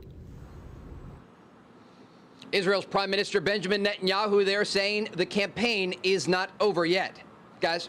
Damn, So, Trey, well, there it is. Can you give us any update on, obviously we saw the USS Peterson and Murphy go into the Strait to try and clear a path for those trapped hundreds of tankers. Have we seen any increase in movement in maritime traffic? Yeah, there's been a little bit of increase in traffic through the Strait of Hormuz, but notably yesterday, U.S. Central Command said they've started an operation to clear mines in the Strait, sending 2 Navy destroyers through this significant signal, again, about the control of the Strait and the ability of the U.S. Navy. But also, when you speak about the Iranian Navy, the president is correct. Much of it is at the bottom of the sea, and the Secretary of War, Pete That's Hegg, right, said, man. Didn't you know Trump was he's bringing peace to the fishies too, man. And you know, he's gone green, bro. He's making new reefs for the fish, man. W. Donald Trump said a quote from a previous war that rings true today. He said, "We've agreed to split the strait with the Iranian Navy. We'll take the upper half." And he's talking about the fact that many of the vessels are now at the bottom of the sea following the 40-day campaign against the Iranian Navy and the IRGC. So Trey, what's next? Are we expected that we're going to just start seeing bombs dropping again, or are there going to be... Yes. Yes. The answer to that should always be yes. If they haven't given an unconditional surrender, why haven't the bombs started yet? Attempts at further negotiations? We've given them almost 2 weeks to regain a little bit of power. It's time to take it away. That's what we need to be doing. President Trump about what happens next. Deletion has begun again. The Iranians made clear, as they have in the past at the negotiating table, that their efforts are not going to reach any sort of solution. And when we look at the issues that we're talking about here, these are very critical issues. We're talking about Iran's nuclear program, access in the Strait of Hormuz, and the idea of unfreezing assets. And we can start at the end of the list and work backwards. How's it going, Civil Badger? Morning. President Trump is not going to do what President Obama did, which is give the Iranians billions of dollars that would allow them to rebuild their military and nuclear programs. You have the issue of the Strait of Hormuz, and the Iranians have been using this choke point as their last piece of leverage at the negotiating table. Yes, sir. Another beautiful day. Hope your day's going well. Hope all of y'all's day's going well, by the way. Their ballistic missile stockpile. Hope we having a good morning. Parts of the IRGC were decimated during Operation Epic Fury. And then this issue of Iran's nuclear program. I've been talking with regional sources. Another beautiful day to be an American, or at least have the American mindset. Not enough for Iran to simply agree. Woo, look at all that. Won't create a nuclear weapon. This source told me early today that officials need to go into Iran and actually obtain the nuclear material, this highly enriched uranium that the Iranians admit is enough to create 11 nuclear bombs, remove that material, and then ensure that there is a dismantlement process that would ensure that they cannot in the future create more enriched uranium. And so the Iranians, at least at this point, according to reports, appear unwilling to adhere to these terms that were laid out, these red lines by the Trump administration. And this is the point in which the president will have to decide if there is any room to negotiate further or if the war will restart. Oh, so they're like on the cusp of like it all falling apart. Two-part question. Our allies there in the Gulf region have been an incredible asset to us, of course, more than the other NATO representatives for sure. But it seems as if Iran has been particularly hostile to their pressure. So what are your sources telling you about the influence that the Gulf allies have on this chapter of the negotiations? And when Iran says they can't find all the mines, do we believe that they're even trying? The short answer is no, as it relates to the mines. And I spoke with the president about both of these topics in recent weeks, and he said, look, it's very challenging because they have these small mine-laying vessels, and many of them have been destroyed, but they can use a few $1,000 mine, and it can disrupt billions of dollars worth of global shipping. And so that's an incredibly important part of this equation. Then you have Gulf countries, and the president told me a few weeks ago he was most surprised. Oh, that explains why they're going around that little island there. Okay, that makes a lot of sense. So they mined up the center section, and what they're doing now is they're forcing the ships to go around in this section here. And that's probably where they had planned on charging ships to go through. Huh. By the fact that the Iranians were directly targeting these Gulf countries like Bahrain, Kuwait, the UAE, and Qatar with drones and missiles, given the fact that they are not even directly involved in this conflict. But again, this speaks to how unstable the regime is and their inability to look forward what's best for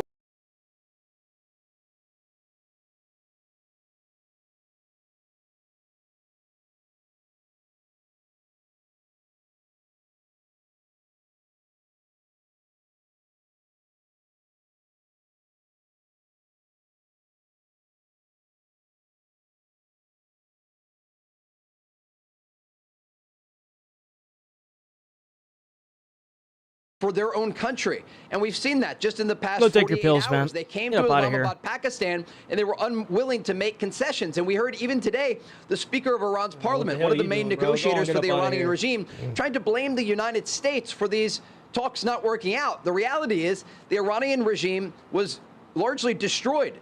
Dozens of top officials, including their own supreme leader, taken out in a series of strikes during Operation Epic Fury. Their production lines for the missiles and drones that they used traditionally as leverage at the negotiating table have been destroyed. And that is why they're so focused on the Strait of Hormuz, because President Trump holds all of the cards here. Yeah. And the president was very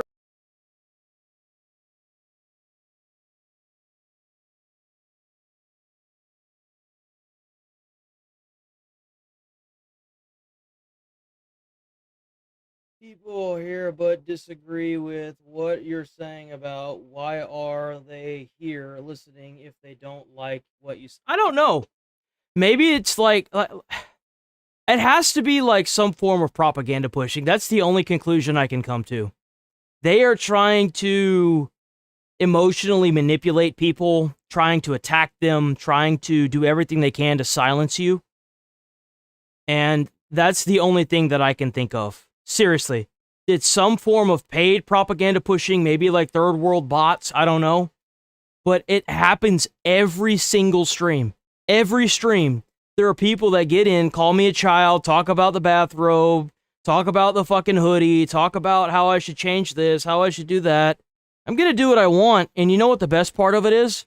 Is that I'm still going to be here. I'm not going anywhere, man. You're not going to bully me off the platform. That's not how it's going to work. Unless YouTube suspends me or permabans me off the platform, I'm not going anywhere. I'm going to be here every single day doing the exact same thing, shit talking a bunch of idiots that don't have the IQ span enough to just click off the channel if you don't like it. That's all you got to do. Just click off the channel.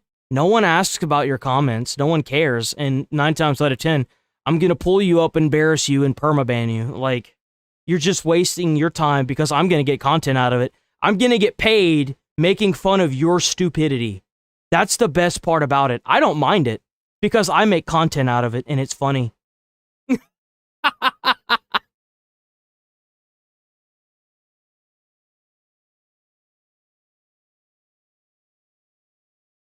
Yeah, exactly. Like, and that's the funniest part is that it's always the same comments. It's always the same fucking comments. It never fucking changes. very clear That's the this best weekend. part. He will win either way, whether at the negotiating table or on the battlefield. Yeah, he holds those cards, and if indeed we open up that strait, Iran no longer holds the Strait of Hormuz.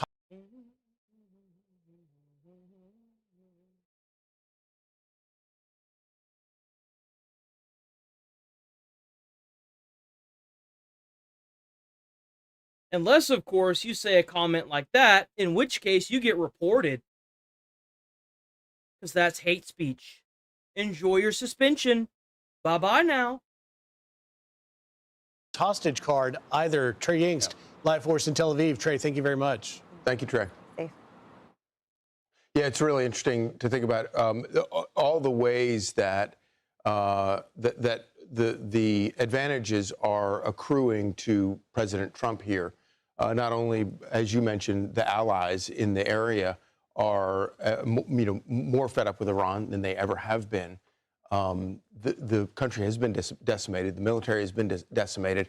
And every day that goes on, people figure out other ways to get energy from other places on the planet. Or Damn, I didn't realize how tall J.D. Vance was. The Strait of Hormuz, if needed, so that hostage becomes less valuable. Very much so. And when you look out, I was reading some of the oil and gas, social media folks, and they're saying, look, already the Gulf states are looking at pipeline bypasses. Yeah. And when you look, I saw a lot of people saying just pipeline it. A lot of people were saying just pipeline the oil. And it would make a lot more sense to pipeline that oil out of there than to sit here and do deals with terrorists. Like, absolutely. The road, it's really going to be a bigger impact. And remember, the Strait of Hormuz fuels almost 90% of Asian markets, right? So this doesn't affect the U.S. Yeah. Because our production of natural gas and also refining, I mean, it absolutely obliterates all of those Gulf countries put together. Our production quantities are monumental. So and a lot of those ships are having to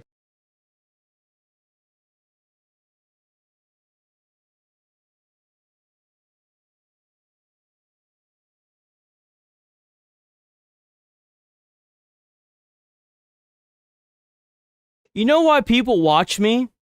It's because I don't have to get into somebody's comments and insult how they look. Do you have anything of value to say other than getting into somebody's comments and insulting them? Do you maybe want to talk about the arguments at hand? Or do you just want to sit here and insult how somebody looks? Because if that's all you've got, there's a reason why a lot of people are losing when it comes to the Trump administration and everything that Trump is doing. The more that you sit here and just attack how I look, attack my mentality, you lose ground. You know why people watch me? Because I'm saying what everybody's thinking. I can relate to a lot of these Americans that are here and a lot of people from other countries that feel the same as well. There's a reason why every country in the world is currently rising up to all this mass immigration that is infecting their country. And that's why I get to sit in this chair and pull goobs like you up and then permaban you for content and then make fun of you and then collect money from it. They come to us now to get filled. And that's a great win for the United States. You still want the Strait of Hormuz open, but that's a great win for the United States. Be sure to like and subscribe for all the Fox News latest on YouTube and catch full shows streaming now on Fox One.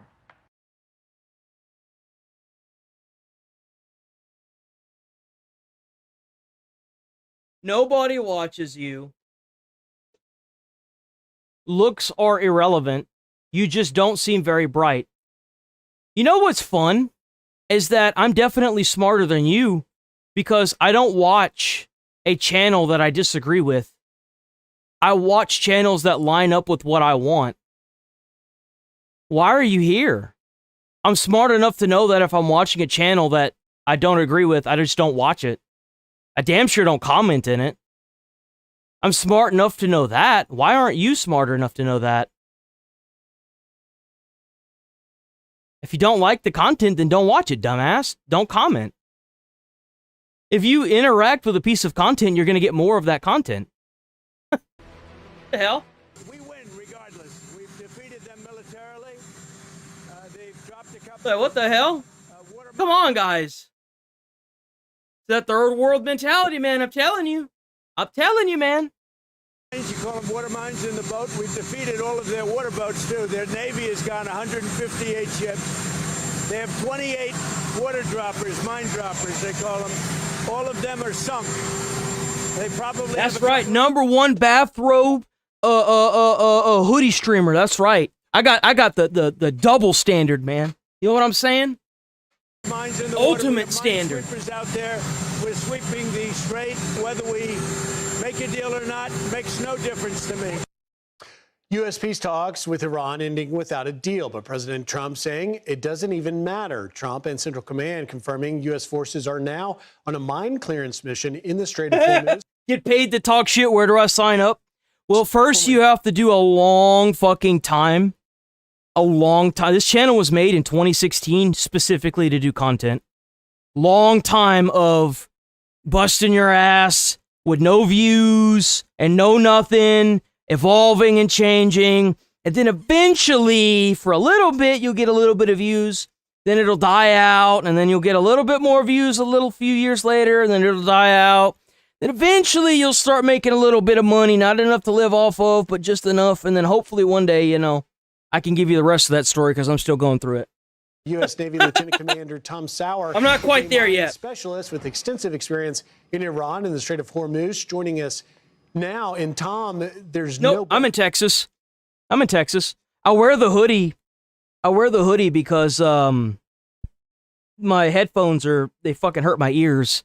And I have this thing on because, I don't know, I just like it. Our guest we could have this morning as we look at what's transpiring. So we've got two destroyers, the Peterson and the Murphy, going in. Walk us through what is going to happen with the clearing of the strait you see on your screen there.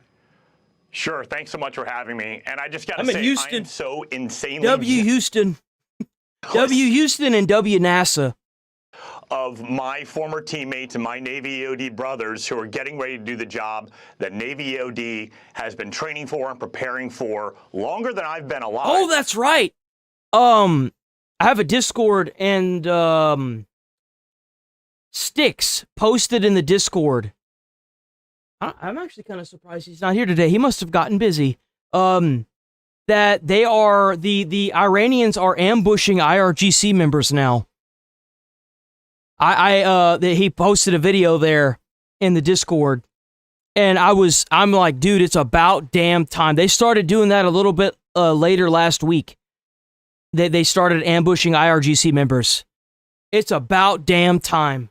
But let me give you an idea of how I think it might play out. You need to have two conditions ready before you start really any serious mine clearance. One is you need to make sure that there is no mine lane capability. Yeah, had to give them guns first. And I think we've achieved that through what President Trump said. We've destroyed any of their meaningful mine lane capabilities. Because the idea behind that is you don't want to start mopping the floor while the toilet's still overflowing, right? Yep. You got to make sure it's stopped. And then on top of that is you really would prefer that the shooting stopped. And we secured that last week with the ceasefire. So now what I believe is probably going to happen, I don't have any special knowledge, but it will probably look something like this, is you're going to see EOD Mobile Unit 6 that's forward deployed to the region. Here's another thing. There was another video that was posted in the Discord. Apparently Tucker Carlson was tricked by the IRGC, which would explain his recent CIA investigation. If that's true, there's a good chance that Tucker's in a lot of trouble. And he's probably acting very sporadic right now. From Little Creek, Virginia. They're known as the Keg Busters, and they're the ones who are going to be using expeditionary MCM, which is expeditionary mine countermeasures, which is using a combination of unmanned underwater vehicles, remote operated vehicles. I'm not sure how many attacks there are. All I know is that they've started attacking the IRGC. That's all I know. I'm hoping that when Asman gets on, he's going to cover a little bit more of it. But I can't just click on random YouTube channels. I don't want any cease and desist letters in the mail, and I damn sure don't want a copy strike. So I usually send an email and ask for permission on content and hope to get something back. And That's all I can do. And Navy EOD divers that are going to search the area, look for any mines, because right now, just so you know, we have not had any confirmation of any actual mines in the water. So if there are any mines, they're going to find them, they're going to mark them, they're going to continue the search, and then they're going to deal with those mines, either through an ROV or a diver or something like that. So that's to kind of give you an idea, generally speaking, of what we're going to look for in that potential danger area that the Iranians declared. But we don't know. There could be plenty. There could be none. We don't know yet. We'll find out. In Tom, fair use isn't a broad thing. Fair use is what you say when you get taken to court.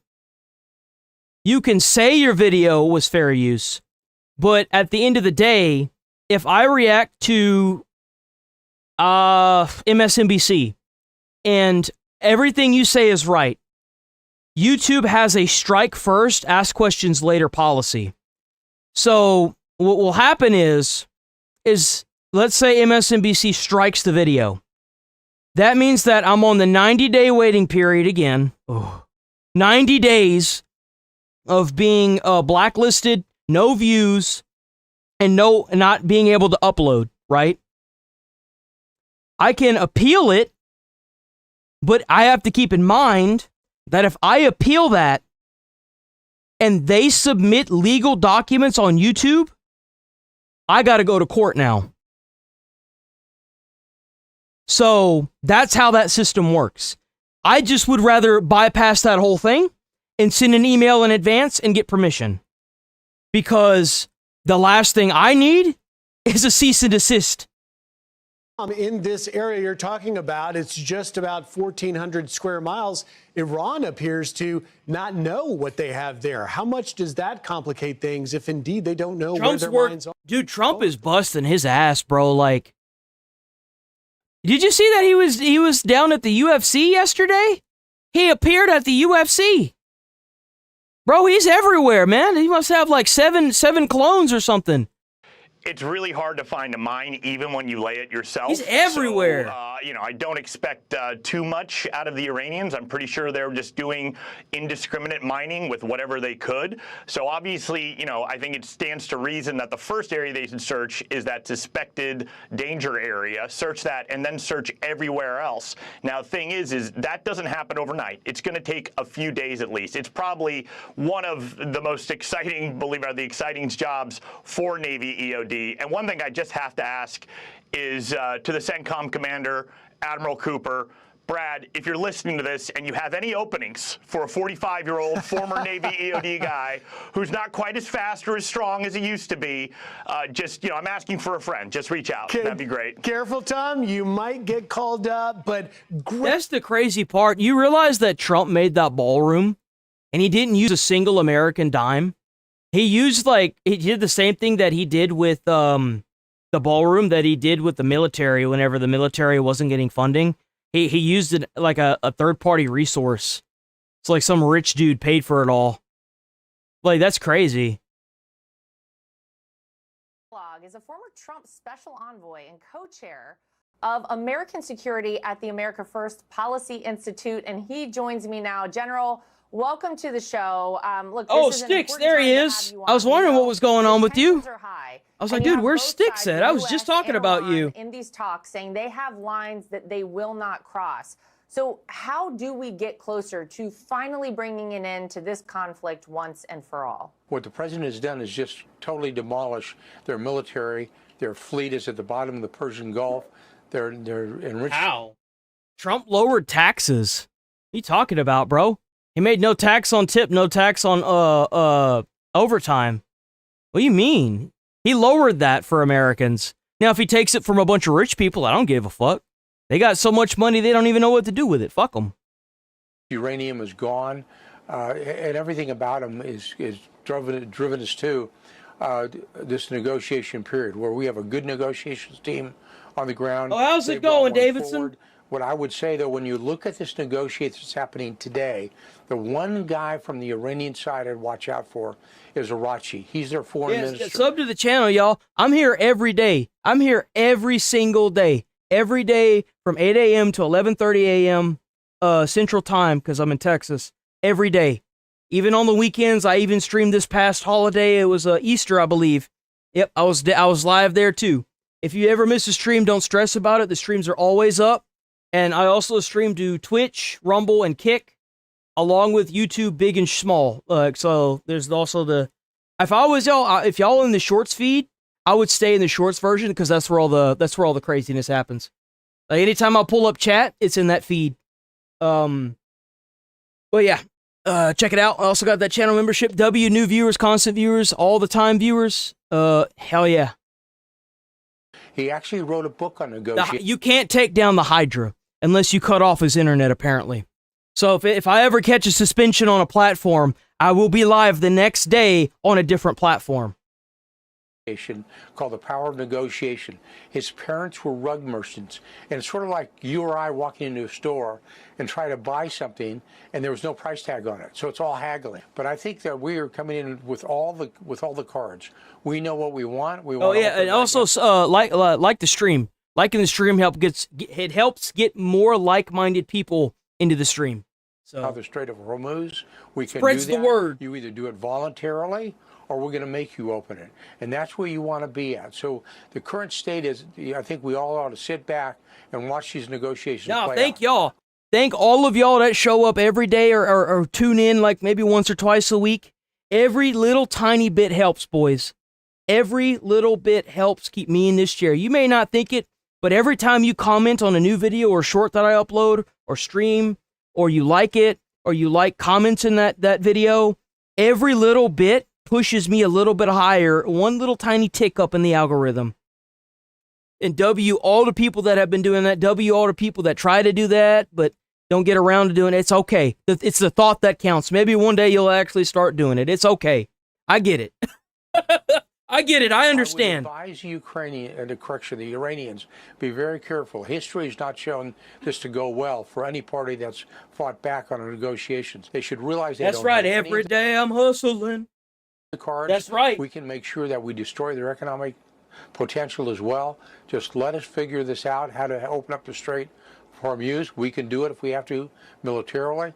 And I think that's I don't know why we haven't already been doing that. Dude, they said they were going to open up the Strait of Hormuz, but I genuinely don't think they can. I think they laid those mines and then we blew up their ships so they can't get the mines back. I don't think they can. I don't think they can get the mines back. Because they said that whenever the peace talks started, that they would come to the table and consider peace talks as long as the Strait of Hormuz was open. Last time I checked, that bitch is closed. With how few ships have been going through that ain't open. Vice President Vance is going to go. Their guy wrote a book on negotiations. Our guy wrote a book on negotiations, like you just said, the art of the deal. And we know that for sure. Right. Now, look, General, there is this ceasefire with Iran, and we have that going for us. But there's still a lot of activity. There's strikes back and forth between Israel and Lebanon. And talks were scheduled between those two nations this week in Washington. But the Lebanese prime minister now says he's going to postpone his upcoming trip.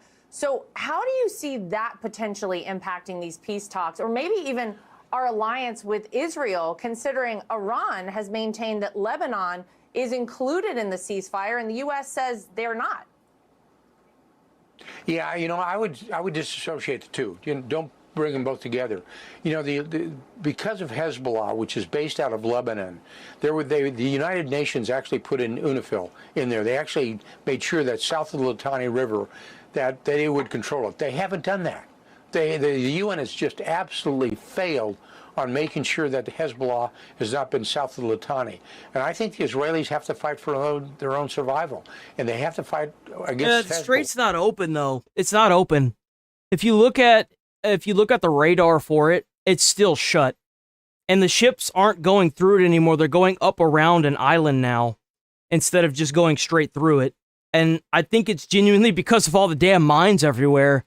So that's why they're sending the military, the U.S., not the military, the U.S. Navy in to clear out all the mines.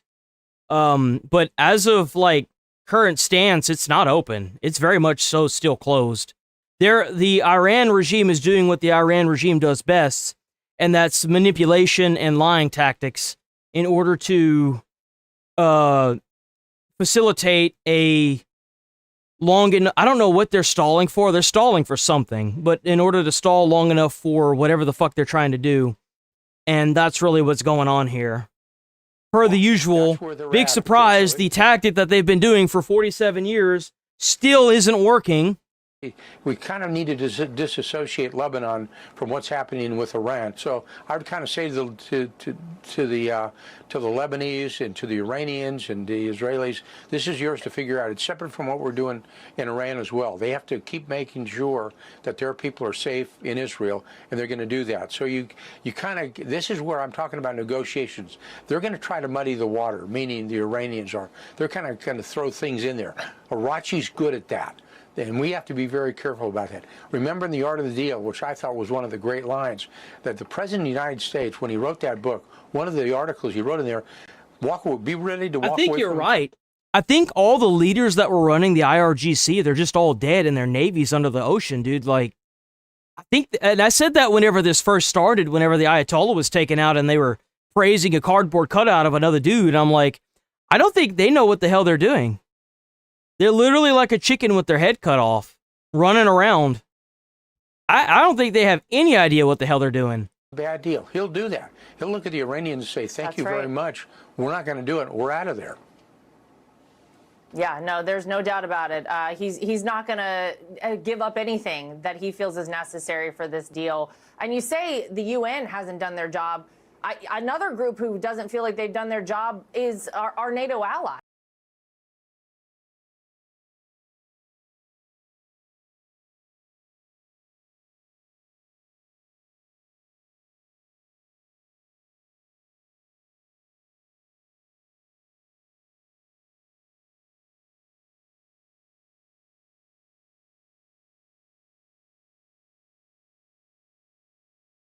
So where's their other navy at? Because we've completely surrounded Iran on all fronts in the water. There is no other place for there to be ships. Have you seen how the map looks at all? Do you know what a map is? What planet do you hail from? Is the Earth round?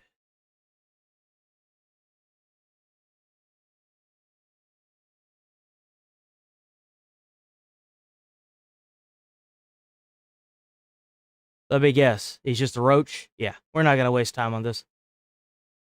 Bye-bye. There's no secret to anybody. out. The president's been very disappointed with our NATO allies. He's been very open about that.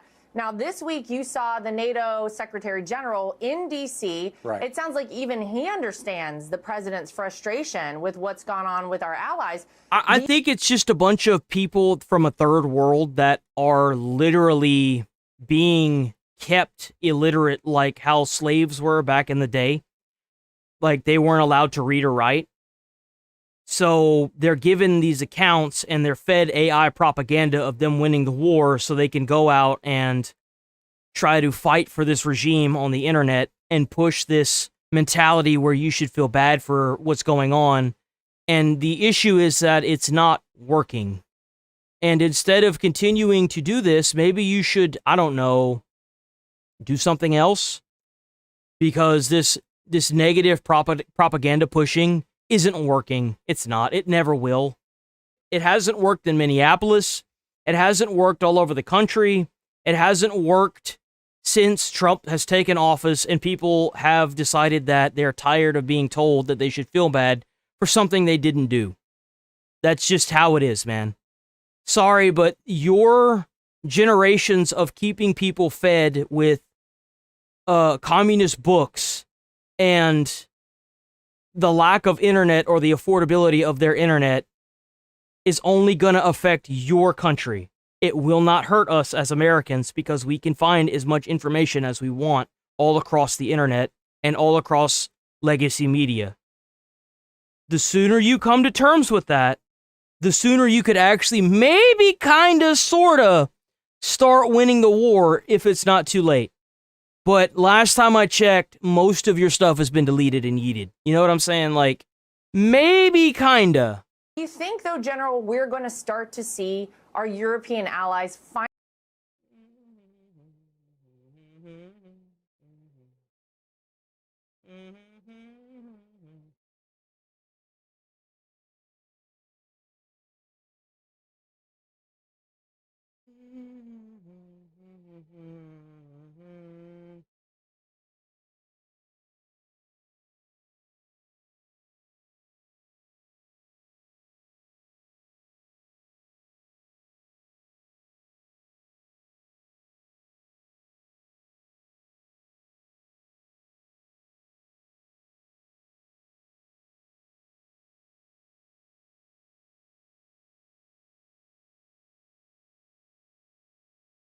decide it's Don't time use to that pull their word, weight? man. Don't do it. I'm Look, telling we need y'all. to tell Don't use that word. That's a report. NATO that we're going to have a new NATO, whatever you want to call it. You know, it started with 12 members in 1949. Now it's 32. There is an article in the treaty, it's Article 13, that it says you can give NATO 1 year and we'll pull out of NATO. We should basically say we're going to have a new NATO. This is not working at all. Secretary General Ruda understands that. I think he understands the frustration the president has. Look, as a defensive alliance, we've asked them to pull their own weight. When we go through the Strait of Hormuz, a lot of that stuff goes to Europe. A lot of it goes to the Pacific. This is time when we ought to have a Pacific and a European relationship, a peace organization, a defensive organization, one of the future. So I think the president has really rise to this. He's smart. He's very blunt with him. I think there's kind of smarting under his direct involvement with it, but he's correct on what he's doing, and God bless him. Thank you for what you're doing, representing the American people, and he's serious about it. So everything he's done, he's played by his instincts, and you know your father-in-law really well. His instincts are really, really good. They're really honed well, and he's going to hit, and he's going to make sure he understands where it's going to play. Yeah. Well, now let me ask you about this. You know, speaking of the Strait, we did see in the Strait of Hormuz today that there was some mine clearing going on, which seems to be a step in the right direction, General. Do you feel like this is just that, a step in the right direction, maybe the beginning of the end of this conflict over there? God damn, get him, infidel. Well, I hope it is. It's mine clearing. It's just to make sure they do it, and also the missile systems they've got on base. In other words, they're shore-to-ship missile systems.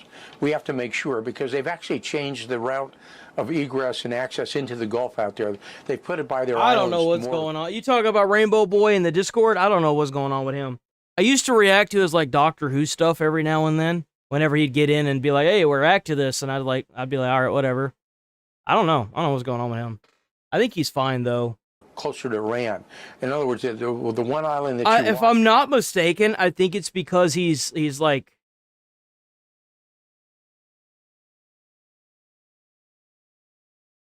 You know what? I'm not gonna say it. Because the last thing I need is for some weird shit to be happening in my Discord. So, like, yeah, he's just from a foreign country, and they have made some new laws recently that do not allow certain people to use the internet. For in there is not Geisham Island, that's the big one, but Little Nark Island, that's their command and control hub that you need to watch out for. And I would just tell them up front, this is the way it's going to be. So I think it's a good sign, a positive sign, but part of that is the best one is if the Iranians help us to get through the strait and make sure either do it jointly. Actually, maybe I should say that. Maybe I should, just in the off chance anything weird's going on. It's because he's a fucking minor. I think he's a minor, and he lives in like Europe or something like that. He's got like a British accent in the videos that I saw. There's two people in the comments or in the Discord. I want y'all to if y'all have joined a Discord at any point in time, be mindful of, and that's Chad, or he's got like the blue smiley face and it's got like the smirk on it, and it's Rainbow. So if anybody's acting fucking weird in that comment or commenting them weirdly, let me know. Because I'm going to immediately permaban those people. Don't accept any kind of friends requests from them. Don't put yourself in that position, okay? Just let them be on the server. Let them do their own thing. Sometimes they'll post videos or they'll chit-chat in the server. But if anybody's acting a type of way or weird towards them, let me know. Because I don't want... I'm more or less protecting them and I will immediately kick anybody that is being fucking weird. Do it by ourselves, one of the two. Well, we seem to be doing a lot by ourselves these days. There's no doubt about that. General Keith Kellogg, we appreciate you as always. Thank you so much for joining us on My View. I will not play around with that. Laura. Hey, Sean Hannity here. Hey. All right, what we got? What's new? What's new of the newest new? Iran reacts after... Damn, there it goes. That's it. It's over, boys. No peace. No peace with the terrorists. Well, hot damn. It's a good day to be an American. Look at that. News correspondent Lucas Tomlinson in Islamabad and Fox News chief correspondent... I'm American. Trey Hinks in Tel Aviv, Israel. Lucas, we begin with you.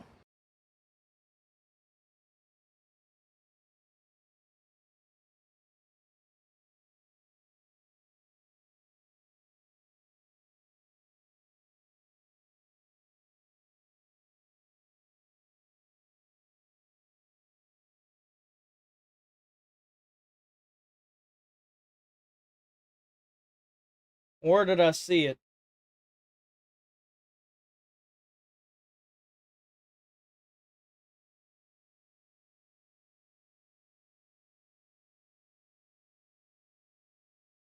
Why? Why are you here? Why don't you just go watch somebody else? You've made 3 comments and 2 of which YouTube has held for you do realize that YouTube will suspend you if they see that review, that comment, and it's bad, right? Like, that's not me doing this. Y'all gotta be careful what y'all posting, man. Because this is held for review. That means that what you said, it triggered the YouTube like AI, and now you're being investigated. Bro, you gotta be careful. I don't know if you just a constant nayer or whatever, but Aisha Vice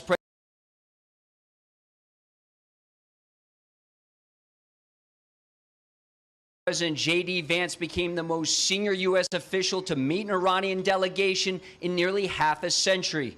But he left here without a deal to end the war. The simple fact is that we need to see an affirmative commitment that they will not seek a nuclear weapon, and they will not seek the tools that would enable them to quickly achieve a nuclear weapon. no, from what I understand, the ships that they have out there that are doing the mine clearing, they have this big, like, it's like this big mechanism that flips out in front of the boat, and I think it like hits the mines or something. I don't know. I'm actually not sure how it works. I haven't even thought about that. That's an interesting topic. It will probably take a while, though. After negotiations that lasted throughout the night, the vice president left Pakistan early. You know why they don't have nuclear weapons? Because we bombed them all. That's why. He made no mention of the Strait of Hormuz. That's why they ain't got no Iran nuclear says it weapons. fully controls. Another area of disagreement, sanctions relief. Iranian officials downplayed the significance of the high-level talks. One should not have expected that we could reach an agreement in a single session. Bro, we've been bombing their shit for 47 years because they keep trying to make nukes. Anyone had such an expectation. While negotiations were ongoing, President Trump also appeared to downplay them. You know why? Because every time America has to bomb this regime, it costs Americans taxpayer dollars. And what if there's an administration that's unwilling to bomb Iran to stop these nukes? We're not securing the future for just ourselves. We're doing it for our kids and the kids all over the Middle East that have been snatched away from their parents and forced to fight as a 12-year-old in a war that they shouldn't even be a part of. Because that's what these people do at the IRGC. They take kids away from their parents because they made the legal age to consent in their war 12. Do you really think these kids are consenting? No.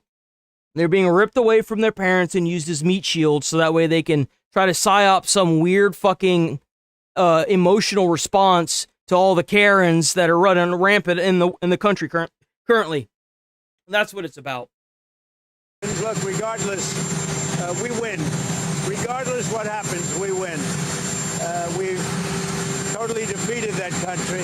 Whether we make a deal or not makes no difference.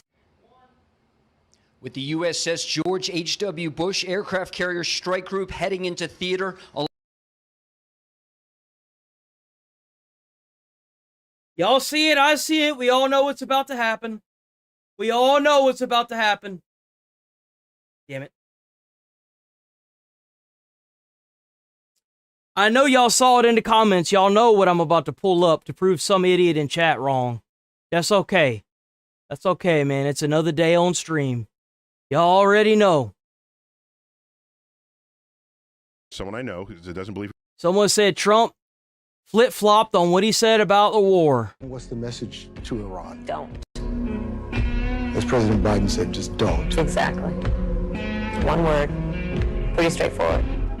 I'm going to bomb the shit out of them. It's true. That's whenever he was running for president on a second term. I don't care. What's the message to Iran? Don't. That's what he said. So you either weren't listening, you have no idea what you're talking about, or you're just dumb.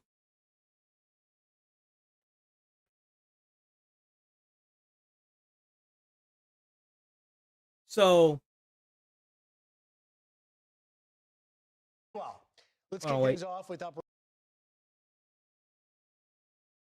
Along with thousands of Marines in the Pacific, additional forces will be Yo, on station. W Marines. when the ceasefire expires next week. And for now, no time or place has been set for a potential relaunch of the talks. This will be YouTube and catch full That's shows right. streaming now. Ah, fuck. Let's kick things. There we go.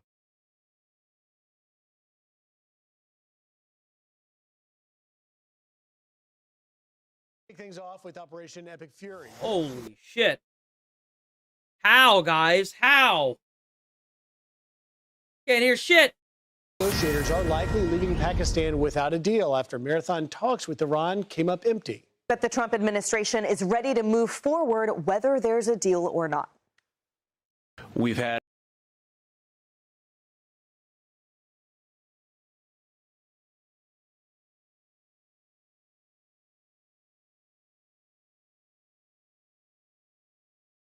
I don't do debates. And I damn sure don't do debates with people that call other people names. Why would I want to debate you if you call me a dumbass? You can't even use your words like a normal person. You're already trying, like, we haven't even, like, done any, like, why would I debate anybody? I don't want to debate people. That's fucking weird. You're just trying to fucking disenfranchise what I'm saying. Why would I want to do anything with you? You can't even lead with, like, being professional, being respectful. You immediately call me names. Nobody's gonna debate you, and if they do, it's because they're dumb. Endangered animals, darling. Who cares? Who cares about the endangered animals? If it has to, if it impedes with American lives, then fuck the endangered. You talking about the California thing? Yeah, California, LA. You talk about that? You talking about the fact that he didn't give a fuck about a fucking fish whenever the entire state was burning to the fucking ground and they didn't have water? Is that what you're talking about? You know, the fact that they didn't have water and that they had rations on water? How about that? Like, fuck that fish. Make that bitch in a lab somewhere. Who gives a fuck?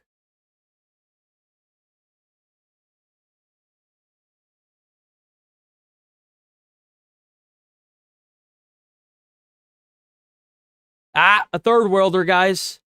We hope you get drafted. Well, with the 1.2 million soldiers that we have, there is going to be no draft. There is no war to be drafted in. Iran's getting their ass kicked so bad that it's laughable. What a joke. Number of substantive discussions with the Iranians. That's the good news. The bad news is that we have not reached an agreement, and I think that's bad news for Iran. And you, my friend, are now reported for hate speech. Bye-bye now. Bye-bye.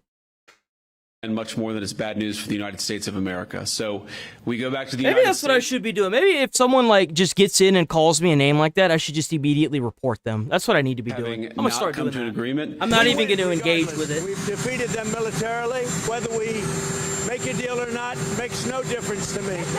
Chief Foreign Correspondent Trey Yingst joins us now from Tel Aviv with the latest. How's it going, Malcolm Bear?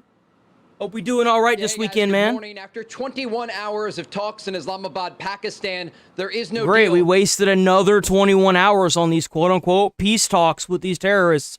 When do we start dropping the bombs? That's what I want to know. I need a date, bruh. Let's go. Iran. Vice President J.D. Vance was joined by Special Envoys Witkoff and Kushner and said this about the talks.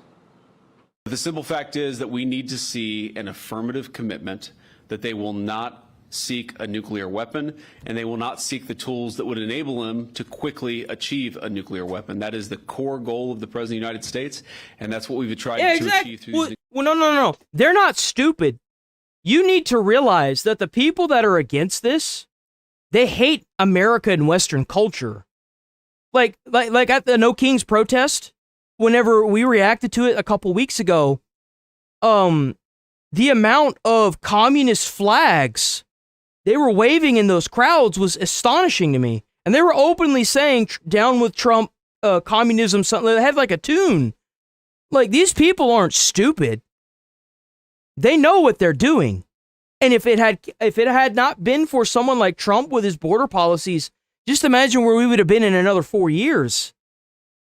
Like, I don't understand where these people get off hating their own country. Like, they do realize that they can talk shit about America in America to try and build this atmosphere of hatred towards the Western culture. But the second that they start taking guns away, the second that everybody's treated equally and you're in the same kind of slums that you left your own country for, that realization is going to set in that they fucked up. You see, they're here talking shit about the Western culture because they can do that. They can't do that in their own country. They can't, well, they can talk shit about Western culture, yeah, but they can't talk shit about their own culture in their country. Why else would they come to America and talk shit about American culture? It's because they have some ties back to their own culture, and they know that if they say anything wrong, they're going to get... That's why. This is not a moral standing. This is a total elimination of Western culture as we know it. That is what this is. And they have been damn effective at doing it. Very effective. Even me sitting here, I have people in my comments that I ban daily calling me names and saying crazy shit every single day. And we're here, by the way, every day, 8 a.m. to 11:30 a.m. So please sub to the channel. Check out that membership. W membership users, W constant viewers. And please hit like on the stream. It helps out with the views. But anyway, you know what I'm saying? Like, these people aren't there for a moral standing. They're there because they hate Western culture and they want to burn it to the ground. That's what they want.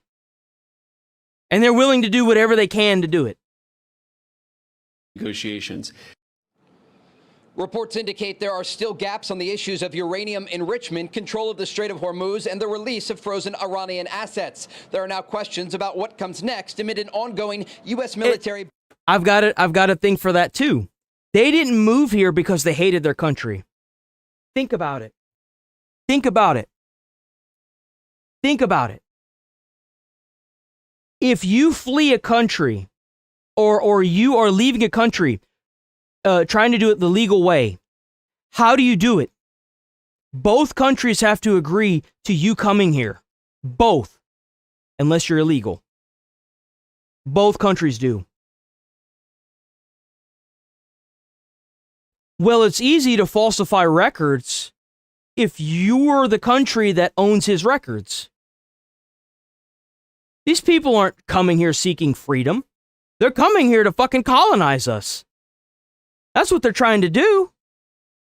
Oh, but how could the immigration policies be so strict? I don't give a fuck. I'm sorry. Just because you spawned into a third world shithole doesn't mean you can just come to America. That's not how it works.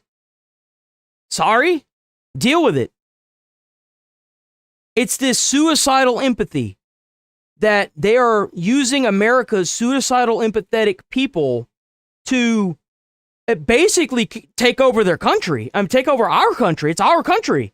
That's what they're trying to do.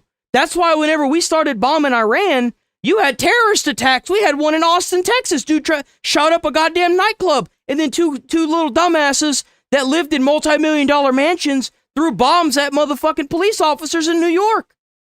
They're not here to run from their country. They're here to take us over. That's what they're here for. Buildup across the Middle East that includes more transport planes landing here each day. President Trump spoke over the weekend about the situation. Let me just tell you, we win, no matter what. We've defeated their military. They have no navy. 158 ships are underwater, undersea. All of their minesweepers and all of their, they call them mine droppers. Can you imagine? A country has 28 mine droppers. You think that's nice? With all of that being said, they're all defeated, by the way. They're all at the bottom of the sea. As the talks were ongoing in Islamabad, Israel and Hezbollah continued to trade blows, with Hezbollah launching drones and rockets into northern Israel, and the Israelis responding with strikes against southern Lebanon.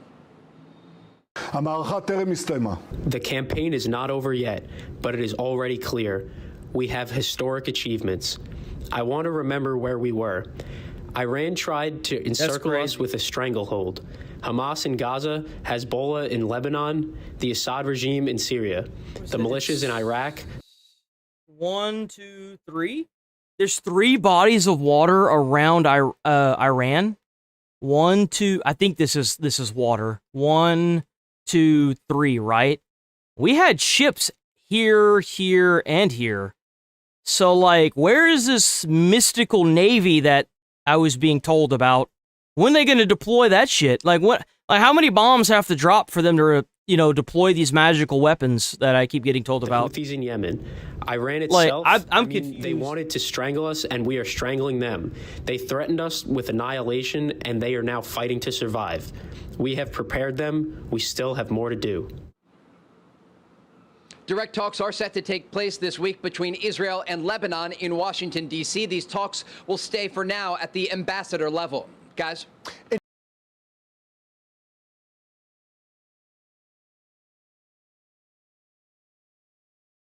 Fuck.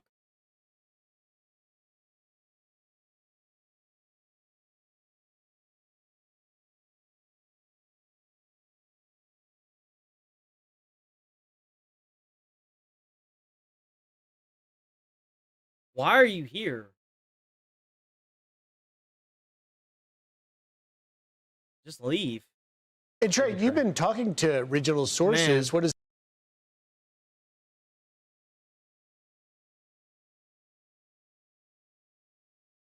their response to Iran? They do have a massive navy.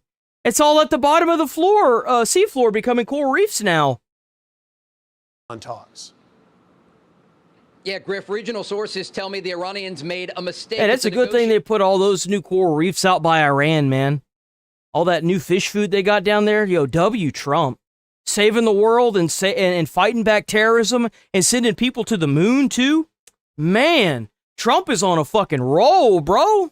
That's crazy. In thinking that the Americans... Hey, man, you can't say that Trump is killing off endangered species. He's just helped an entire fucking species of some underwater life. I mean... Man. Americans would take a deal at any cost, acting like Iran had won the war. What they didn't note was that their economy is at the weakest point that it's been in decades. And regional sources tell me the new assessment is that the economic damage to the Iranian regime greatly exceeds the pre-war estimates by the intelligence community across the Middle East. And I asked by how much, and one source told me it's impossible to know exactly, but we're talking about billions of dollars to the Iranian economy. And it's important to hear because the Iranians believe, you know what, that they have leverage in the Strait of Hormuz. I'll let it cook. I'll let it cook. Described this to me as they're holding the strait hostage with a rope, but it's not actually a rope, it's a thread. And the real issue for the Iranians is their economy that, again, is so weak that they are focusing just on the only thing they have left. And this is the economic sector as it relates to their energy program. And if that is taken out, the Iranians will lose all leverage and ability to even come to the negotiating table. Understanding I think Donald Trump is the best thing that's happened to this country in his second election. I'm not going to speak for the first one, but as far as I could tell since I've been keeping up with it, all the stuff that he's done, I'll stand by it. Yeah, I'd vote for another person that keeps doing what Trump's doing. If J.D. Vance or Marco Rubio go up for election, there's a high chance I'm going to go and vote for them. 100%. Americans hold the cards here. They, along with the Israelis, have decimated the Iranian regime, the leadership, the production lines, and many of the launching positions for these ballistic missiles that have targeted countries across the Middle East. And again, they are focusing on their energy sector. And if that is targeted, the Iranians will be even weaker. And they're in a place right now that some sources have described as an economic downward spiral. Guys? So we saw a couple of U.S. warships pass through the strait yesterday, and then President Trump is talking about beginning the effort That's to... right. Just keep attacking me, and we'll keep bombing Iran. Maybe one day your propaganda will work. It worked for 4 years, so maybe there's a good chance that it's just not going to work anymore. Strait of Mines. Is this something that we believe might actually come to fruition in a matter of days or weeks? It's hard to know, but yesterday, U.S. Central Command said that 2 U.S. destroyers went through the Strait of Hormuz. That's right, and they saved the fish. this as the beginning of a mine-clearing operation. Now, regional sources tell us those vessels were threatened by the Iranians, but of course, this is a very perilous area next to the Persian Gulf, and an area where the Iranians have threatened not just U.S. warships, but also the shipping vessels that carry cargo and oil through the Strait of Hormuz, around 20% of the world's oil. And so again, the Iranians are trying to use this chokehold at the negotiating table because they think that they have leverage. I am told by sources in the region that this can be addressed. The strait can be opened. There are solutions, but there are not solutions for Iran's economy. And that is really the focus for the region right now, as there are questions about if the United States and Israel are about to return to a state of war. Trey Yingst, thank you so much. Great reporting. Good stuff. Thanks, Trey. Yo, Fox has been banging it out, bro. Fox has just been banging it out. Trump announces naval blockade on Strait of Hormuz. Oh, what's this? Do we see this? Iran promised to open the Strait of Hormuz, and they knowingly failed to do so, the president writes. This caused anxiety. Yes, that's what I said. That's what I had said. They never opened up the strait, and yet we're over there still trying to make a deal with them. Hell no, dude. Promised to open the Strait of Hormuz, and they knowingly failed to do so, the president writes. This caused anxiety, dislocation, and pain to many people and countries throughout the world. They say they put mines in the water, even though all of their Navy and most of their mine droppers have been completely blown up. So there you have it. The meeting went well. Most points were agreed to, but the only point that really mattered, nuclear, was not. Effective immediately, the president states, the United States Navy, the finest in the world, will begin the process of blockading any and all ships trying to enter or leave the Strait of Hormuz. At some point, we will reach an all being allowed to go in, all being allowed to go out basis, but Iran has not allowed that to happen by merely saying there may be a mine out there somewhere that nobody knows about but them. This is world extortion, and leaders of countries, especially the United States of America, will never be extorted. I have also instructed our Navy to seek and interdict every vessel in international waters that has paid a... And you know what the best part is? I've heard this so many times from third worlders. Well, Cuba's the way it is because of America. The time of reckoning has come. The terrorists have already been blown up that have been causing a lot of Iranians a lot of trouble for the past 47 years. And they're going to keep getting blown up. And you know what? Sure, our involvement of taking out a bunch of terrorists that have threatened American lives for 47 years, capturing soldiers and killing Americans. Yeah, sure. That was Trump's fault. Him finally bombing the fuck out of a regime that terrorized Iranians for 47 years. Sure. Keep blaming America and we'll keep solving the problems. When we start dropping bombs that turn everything into dust and glass and sink islands into the ocean, then you could also blame America for that too, right? Keep hating Western culture, and we'll keep fixing the world, because that's what we do. We fix the world, and you call us bullies. But you know what you won't do? Because you know why? You know why you won't do it? It's because our sticks are bigger. We got the bigger stick. That's why you won't do anything. And whenever you do, I mean, you can use Iran and Venezuela as an example. Why do you think Cuba's roaching the fuck out? Iran. No one who pays an illegal toll will have safe passage on the high seas. We will also begin destroying the mines the Iranians laid in the straits. Any Iranian who fires at us or at peaceful vessels. Why? Why do I care about Australian news? Is that what you're saying? Look up Australian news? I'm Australian and our legal age to drink is 18, but isn't your guys' legal age to drink 21? So you guys can get sent to war at 17, get deployed and come back and won't be able to drink legally. That's fucked up. Your American laws are fucked up. America is fucked up. I'm just gonna ban you, dude. I don't care about Australia. I live in America. I don't give a fuck about Australia. Will be blown to hell. Care. I just don't care. The president writes, Iran knows better than anyone. I live in the best country in the world. I live in a country where I can wake up one morning and bomb and hear about how we're bombing terrorists that we don't have to AI generate for the world to see and post it on legacy media like Fox News. I live in a country where not only are we bombing the shit out of a foreign country, we're sending astronauts around the moon. I live in the best country in the world because my country gives me actual freedom. So you can keep hating America, but I know there's one thing that you'll keep doing as well. You'll keep coming here, and then you'll just hate us while you're here, right? You can't just do that in your own country. You got to come here and take a little bit of that pot, huh? That's okay. How to end this situation, which has already devastated their country. Their Navy is gone. Their Air Force is gone. Their anti-aircraft and radar are useless. Khomeini and most of their leaders are dead, all because of their nuclear ambition. The blockade will begin shortly. Other countries will be involved with this blockade. Iran will not be allowed to profit off this illegal act of extortion. They want money, and more importantly, they want nuclear. Additionally, and at an I can't drink alcohol. I don't fucking care. I'm allergic to whatever the fuck is in it. I don't know, like, I tried beer once, and it fucking made my body stiffen up so hard I ended up in the fucking hospital. It made my muscles tense up and lock, like, the joints, so I couldn't move, and, like, the pain was fucking excruciating. I fuck that, dude. I don't drink. I don't drink. We are fully I went through that pain once in my life. I'm not doing that shit again. No, sir. And loaded. And our military will finish up the little that is left of Iran. President Donald J. Trump.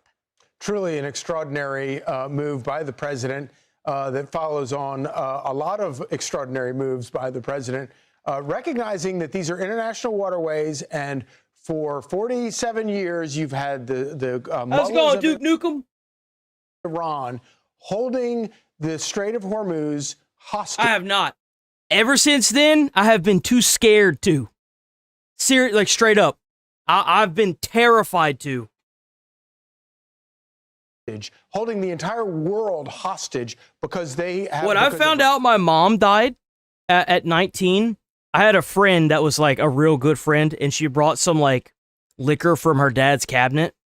And, like, I had my own apartment at the time, and I took that liquor. It was like, I think it was Jack Daniels. It was a square bottle, and it had, like, the long top on it. It looked kind of like a dick, if I'm being honest. It was a black bottle. And I set that fucking thing on my TV mantle, and I screamed at it for about 2 hours, and then I went to bed. Yeah, that was how I got rid of my I had more anger towards my mother than I did sorrow, so that's how I coped with that. And then I gave it back to her. Because apparently it was like an expensive bottle. A weird little crook in the Strait of Hormuz that dives deep into Iranian territory that allows them to control 20%. What a nasty little rat fuck. What a nasty little rat fuck you are. Ew. Bumpkin, shut up, bum. What a nasty little rat fuck. Enjoy your perma, dumbass. Of the world's oil and gas supply. And President Trump has called their bluff. He has basically captured the hostage and says, no more. You're not going to do it. And I predict that other countries that rely on that oil and gas more than the United States does, are going to come around and realize that this is probably the only way forward. So Iran felt like they had the upper hand, that they had leverage by trying to take this straight. And in a, as they always 1,394 square mile center of that strait, where hundreds of tankers are passing every day. Yo, W, darling. Hold on, that needs recognition. 6 years sober, W. Yo, that's a hard addiction to kick because it's so readily available. W. That's what's... Oh, shit. Why does it do that? W addiction kicker. W. Hell yeah. Have allegedly mined it. Reports are that they don't even know where the mines are. They put it there, thus redirecting any traffic that went through to come through Iranian waters, to which they made them pay a toll. Those are the ships the president's going to go after. But this decision to begin, effective immediately, blockading ships going in and out is that's big W right there. That's worth recognition. That they thought they had. As we send in Damn, 15 years without heroin. That's what's up. That deserves recognition too. Man, every time you hit that extra 5-year mark, bro, I bet y'all just happy to be done with that. W addiction kickers, dude. Hell yeah. That's what's up, man. Destroyers into the strait to begin the mine clearing conditions, and now blockading it to render Iran's leverage really useless, that they can't affect it. Oh, if you're new here, sub to the channel. We're here every day, 7 a.m. to 11:30. Dude, what the fuck? Why do I keep saying 7? 8 a.m. to 11:30 a.m. Central Time every day. So please sub to the channel, like the stream. It helps out with them views. W constant viewers, W people that pop in every now and then. On the law of the sea says that no bordering country to any strait, let alone Hormuz, can control it, let alone charge any sort of toll. And so the president's decision here is not only a reaction as a last resort to the fact that Iran won't play by the international law of the sea, but also you just had on April 7th, the United Nations held a resolution. Yeah, look at all that. What navy is left? What the fuck? That is crazy. Look at all that. Damn. But somehow Iran has this magical navy somewhere, huh? To basically open it up and tell Iran they could not do what they were doing. The USS Abraham Lincoln's still there, the one they keep blowing up using the AI videos. Well, hot damn, look at that. I guess I was right. And it was vetoed by Russia and China. And so ultimately, this isn't just about Iran anymore. I'm in Houston. This is now also about China, who receives 80% or more of these oil tankers going to them. 90% go to Asian countries, and it is backfiring as shipping of energy starts heading east. And this also I have done gaming streams for about a year and a half and realized that the market was way too saturated. So there is hundreds of Let's Plays on the channel that you are more than welcome to check out. But yes, I did originally start as a gaming channel, and I do react to gaming stuff in the morning for about an hour, give or take. And then I move into, you know, internet drama. Then I finish off with a little bit of politics, followed up by some, like, police cam videos. Because I was a first responder, and I loved being a firefighter. It was amazing. And I've got some knowledge and expertise and some stories to tell when it comes to that. And then usually once a week we'll react to, hopefully, I don't know if I'll do it this week, though. I don't know. Because YouTube's giving me a headache with it. Some Chris Hansen videos. U.S. This forces countries like China to suddenly wake up and recognize How's it going, that, Erie? wait a minute, we have to participate in this and clear the strait. Do you remember after the successful Damn, mission Davidson over there rescuing the struggling second too, airman? man. W. David. Oh, what happened? Dude, I didn't click that. Hello? Every day. God damn it. You know, W recovery, man. That shit's hard, bro. That shit's hard to recover from. It is. Have allegedly mined it. Reports are that they don't even know where the mines are. They put it there, thus redirecting any traffic that went through to come. I believe in turn-based combat. It's where I pull you up on stream, and then I talk about what you're doing, and then I make fun of you after I embarrass you whenever I prove all of your viewpoints as retarded, and then I just permaban you. And then I make content out of you and then make money off of it. Is that what you mean by debate? Iranian waters. If not, then I'm to which confused. they made him pay a toll. Those are the ships the president's going to go after. But this decision to begin effective immediately blockading ships going in and out is a indication that Iran never had the leverage that they thought they had. As we send in 2 destroyers into the strait to begin the mine clearing conditions, and now blockading it to render Iran's leverage really useless, that they can't affect it. Now, this goes back, by the way, to have full context of it, because the United I don't know if it can even pick up what I'm saying. Honestly, I don't know if the captions can pick up what I'm saying. Nations Convention on the I think Law I do of the have them Sea on. says I that just don't know no if it's coming through or bordering not. country to any strait, let alone Hormuz, can control it, let alone charge any sort of toll. And so the president's decision here is not only a reaction as a last resort to the fact that Iran won't play by the international law of the sea, but also you just had on April 7th, the United Nations held a resolution to basically open it up and tell Iran they could not do what they were doing, and it was vetoed by Russia and China. And so ultimately, this isn't just about Iran anymore. This is now also Yeah, I about did that for a while. I did like half gaming, half reaction. But then I ended up just leaning straight into the reaction because like it started getting way more view, like almost 5 times the amount of views. And I was like, I am wasting time that I could be doing the reaction stuff and trying to make that bloom into a nice pretty flower. I'll just cut the gaming stuff for now and hop on this train until like there's just nothing really to talk about, and then I'll like eventually do like the goal is to eventually hire an editor so that way I can just do what Asmund does, which is like stream throughout the day reacting to all the crazy stuff and then game towards the end of the stream. But as of right now, China. I'm just who chilling. Receives 80% or more of these oil tankers going to them. Mission rescuing the second airman, the downed Wizzo.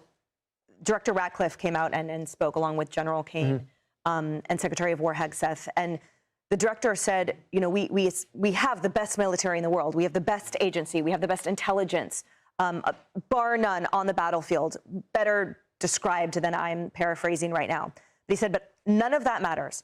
And all of that flies out the window without a commander-in-chief who has the political courage to put it into effect. And I know that's a different specific scenario than this, but I am reminded of that statement that all of our capabilities are rendered impotent and useless without a commander-in-chief and a president Bloodborne's a with fun the one. political and the geopolitical. I think that it was okay, but I played Elden Ring and a bunch of like I played the Dark Souls trilogy prior to playing Bloodborne, so I was like, it's all right. It's not Elden Ring, but it's all right. I don't really get the like mega massive like hype behind it, but I understand why people want a second one. I do. To truly put American interests first. This issue with Iran has been a thorn in the side of America and the free world for almost 50 years.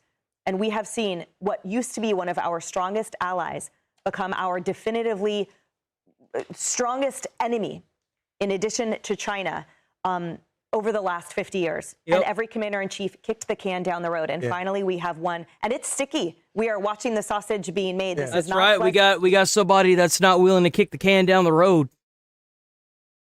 isn't, but it's necessary. And every president of both parties, both Democrats and Republicans, have recognized this problem, and nobody has wanted to go after it. And also, we find ourselves, President Trump finds himself in a situation where you have the United Nations and NATO completely feckless, completely incapable of recognizing the importance and the wisdom of actually going after this problem and clearing the problem once and for all. For decades, you've had countries in fights with proxies of Iran, Hezbollah, Hamas, the Houthis, where they've played all these games. Iran has funded all of them. Nobody has funded more weaponry that has killed American soldiers and probably soldiers of other countries, with the exception of, outside of Ukraine, since World War II, than Iran. Iran is the world's greatest sponsor of terrorism around the world. And President Trump says, you know what? I'm not fighting with the proxies anymore. I'm going to cut the head off the snake. If we could put that map up again of the Strait, because I think what's really fascinating in the president's truth, and there you see it, in the blue is that main roughly 1,400 square mile area that you would have normal shipping What I don't understand is why the hell Trump isn't doing what he said he was going to do prior to this, like, table talk scenario. Like, he said that, y'all remember the tweet that he said? He said that he was going to end civilization in one night, and he was going to bomb all their bridges. And, like, why aren't we doing that?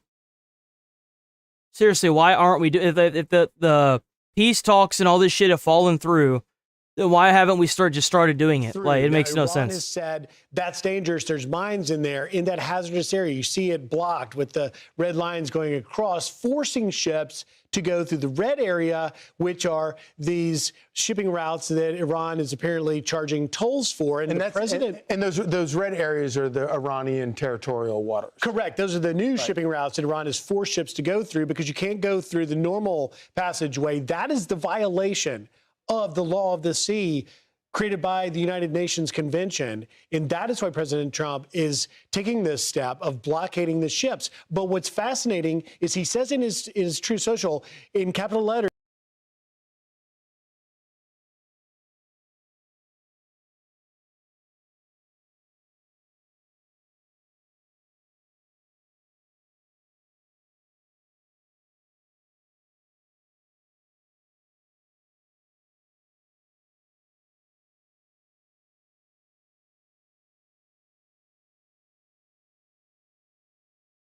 Fucking moron.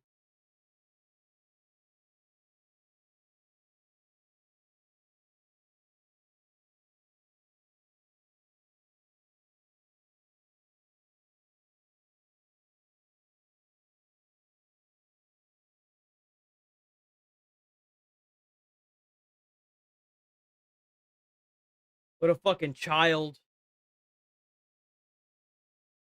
this is world extortion.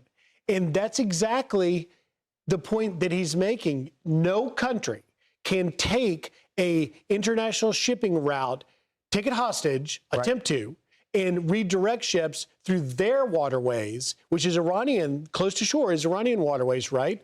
And charge a toll. And this is, I would say once this blockade begins, the end, even short-term result is going to be a abject failure on Iran.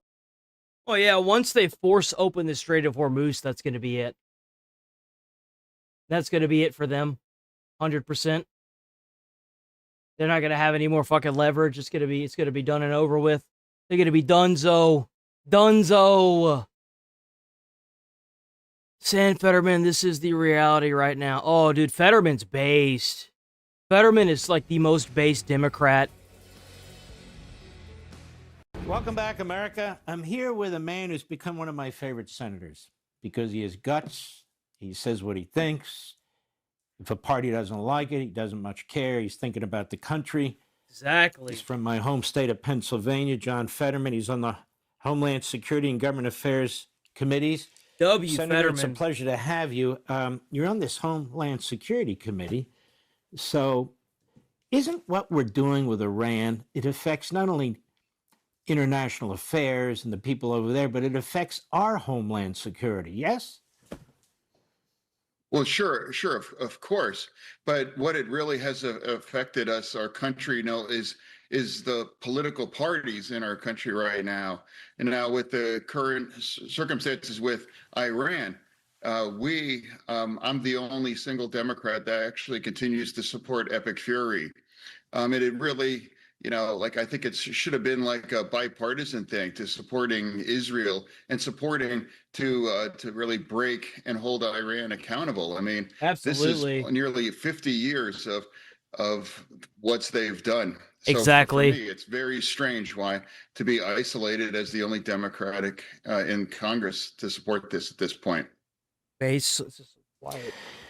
They're using this gallon of gasoline, the cost of a gallon of gasoline, like this is the end all and be all. And I just remember these stories. Man, y'all remember how much it cost during Bush? That fucking shit was crazy. About World War II and how the American That damn thing almost hit like, what, $6 a gallon? Sacrificed a lot to win a war. And I also remember the price of gasoline was pretty high under the prior administration. What do you make of that? Yeah, I Have mean, a good day, Risk. All of the kinds of media that I consume, and they are making it. It seems that what's unprecedented that there's kind of like an energy crisis, and that's just not true. I just tested that this morning.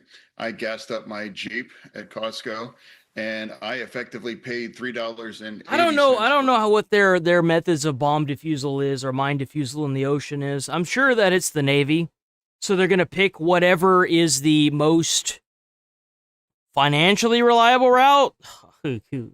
I mean, I don't really care. As long as they get the mines out of the fucking way and open up the strait, I don't really care about anything else.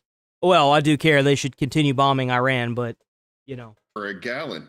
And 2 years ago, it was $3.65 for a gallon. And I don't remember all the Democrats, as a Democrat as I am, we never described that energy kinds of crisis and things were out of control. So for me, that's the reality right now. I think it's entirely the appropriate thing to make sure that we can't let Iran to develop a nuclear weapon. And I do think we should, for me, why can't we just describe it in these terms? Because where we are right now, I don't think we can walk away because, here we are. Finish the goddamn job, man.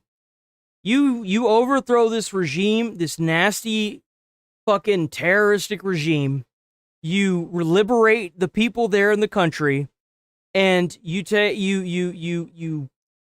50% of all the oil they make. Our cost of gas is going to probably drop below like $1 a gallon, especially at Venezuela pumping out oil for us too. Like, shit.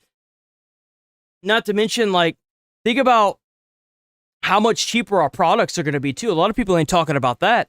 If it costs less gas and oil to get from point A to point B, then what do you think that's going to do for the cost of products? It's going to make that shit plummet. Duh. We're at the cusp of finish this shit, man. Get these fucking terrorists out of here. More enduring kinds of real peace in there and holding Iran accountable. Senator, at the top of the program, you weren't here, but at the top of the program, I played the video of Chuck Schumer, who went to the Senate floor September 10, 2015, and explained why he would vote against the Obama nuclear deal.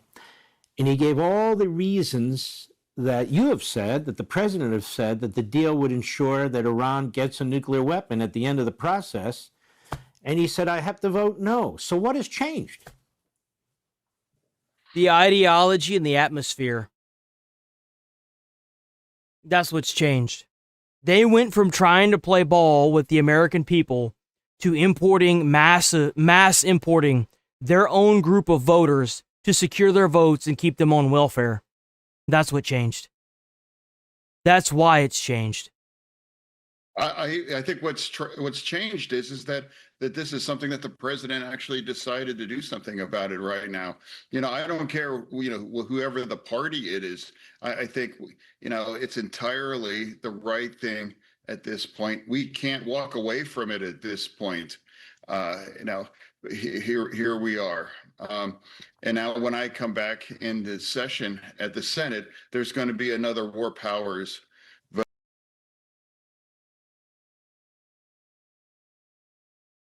Imagine actually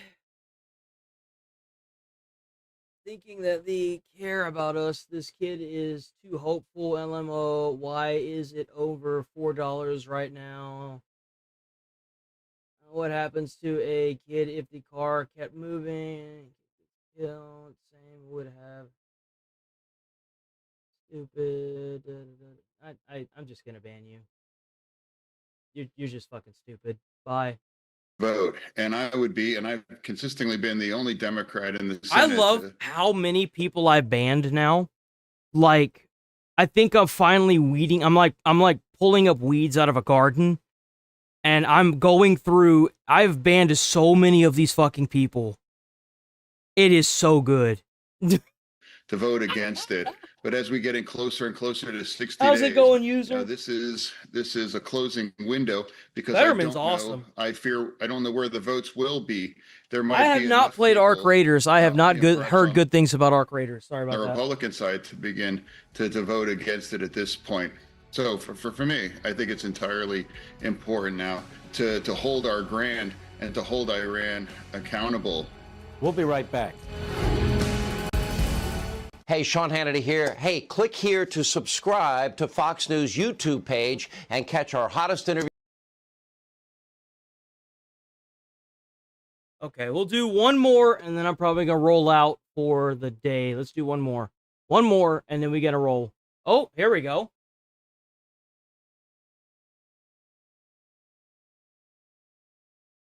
Oh, here we go. Wait a minute. Here we go. Here we go. Here we go. Here we go. W Fox. Well, speaking of undermining, it's not just China's influence in the Middle East that's causing concern. Fox News' Azra Namani reports that a network of pro-Iran and pro-China professional protest groups funded by Neville Roy Singham, an American tech tycoon living in China, are launching these rapid response mass mobilizations in the U.S. So these groups organize demonstrations against... Let that sink in. There is a China tech company billionaire in China mass mobilizing, and here it is, boys. It's all coming to light now. They followed the paper trail that are funding these stupid ass protesters in America. The war in order to change public sentiment and pressure President Trump to cave to Iran's demands. Just this week, they mobilized in response to President Trump's earlier deadline for a ceasefire.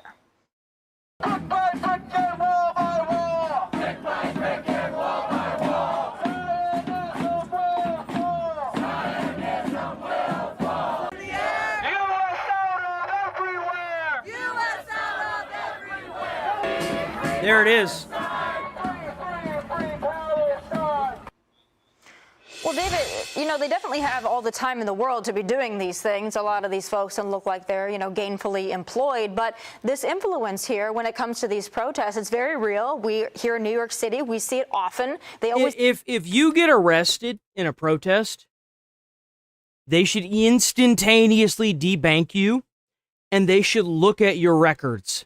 And if you have any incoming money that can be tied to a company like that, you should be brought out and publicly executed for treason.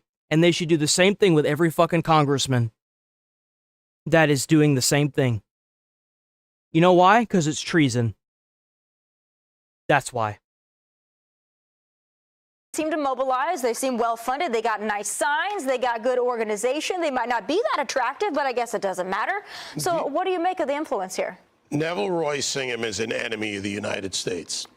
So's a tech billionaire in China is funding the against they are funding pro-Iran protests in America.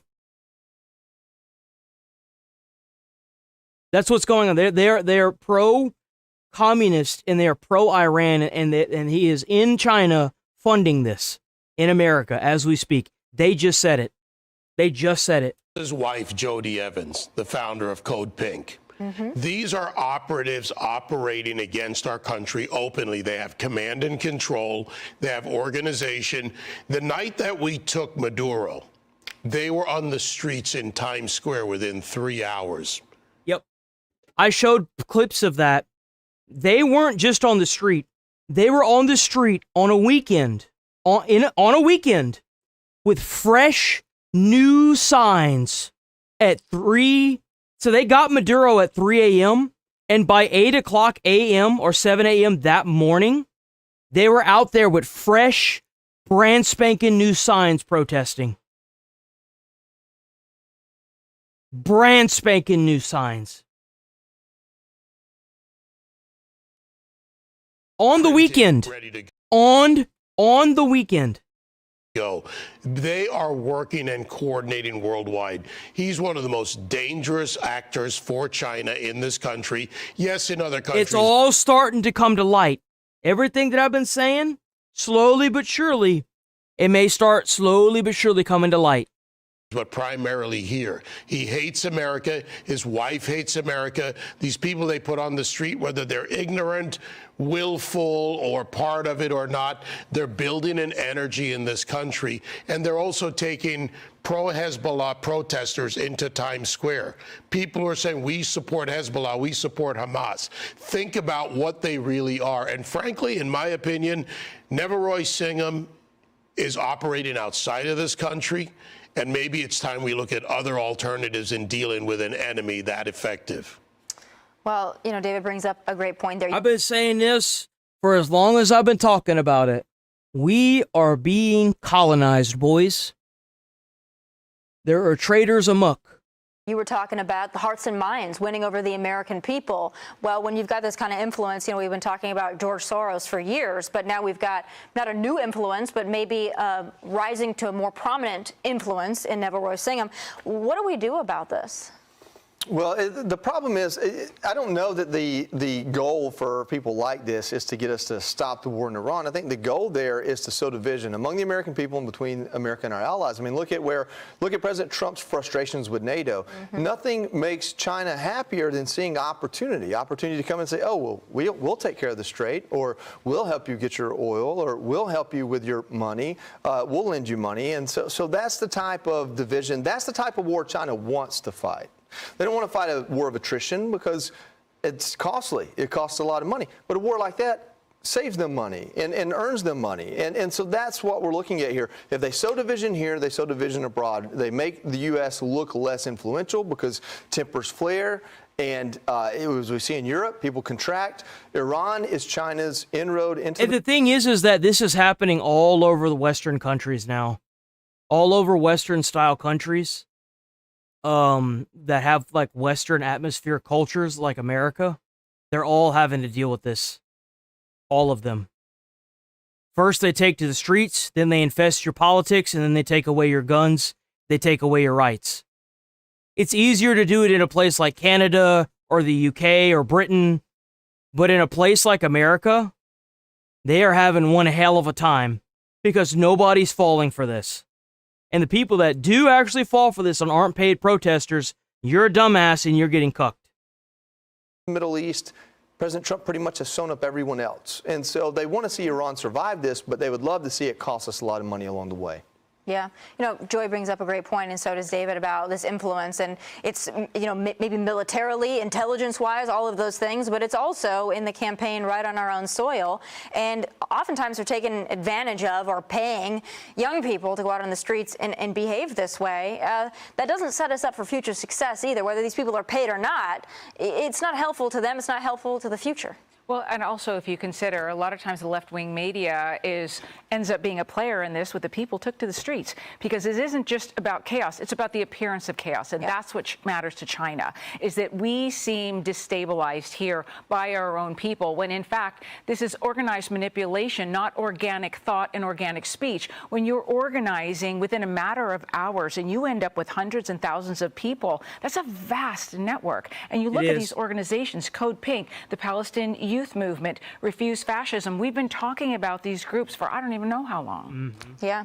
Yeah. I mean, and it's the more they start trying to dig into a paper trail, the more they're going to find too.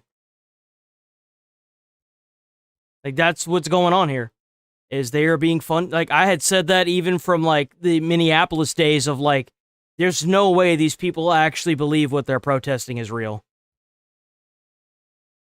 I guarantee you that a lot of these people, if not the majority, are paid protesters.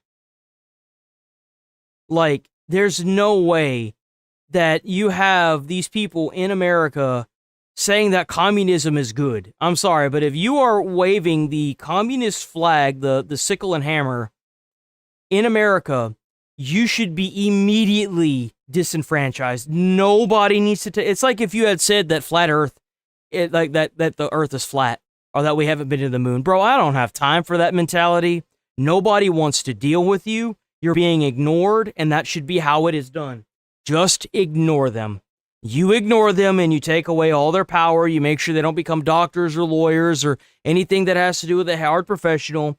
You pick them up in mass droves and drop them off at McDonald's and say, "Your McDonald's problem now. Enjoy your stay." Like, that's what we need to do with these people. Well, this was definitely the year to get into the sign business and the flag business. Be sure to like and subscribe for all the Fox News.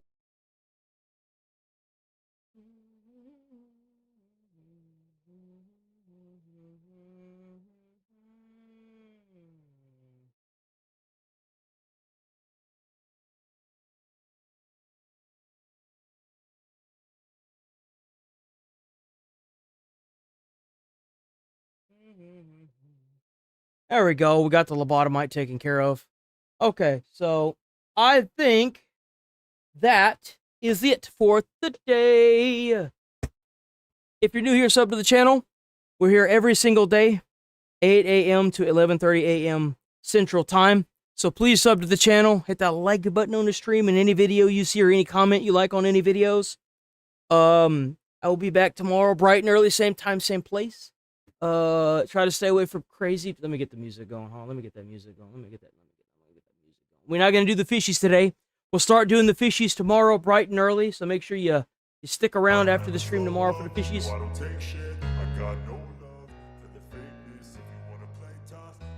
There we go. Try to stay away from crazy people. If you don't, and you end up catching it, we'll end up, making fun of you and permabanning you in the chat. New subs, W people that like everything, W channel members. Check out the channel membership. We got those exclusive emotes that I made myself. Thanks for sticking around. Thanks for showing the love, guys. Y'all are all awesome. W viewers. Oh, damn, I was gonna say something else. Oh, yeah. Damn. Oh, yeah. If you, try to put a smile on someone's face, you might change their whole day or their whole life. You never know. And, stay safe out there. And I'll see y'all tomorrow. Peace, boys and ladies.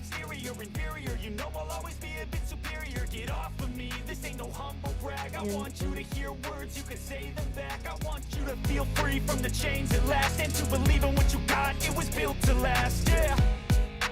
Now that I've been put through hell, I never got anyone's help. I had to do it all myself. I don't ever slow up.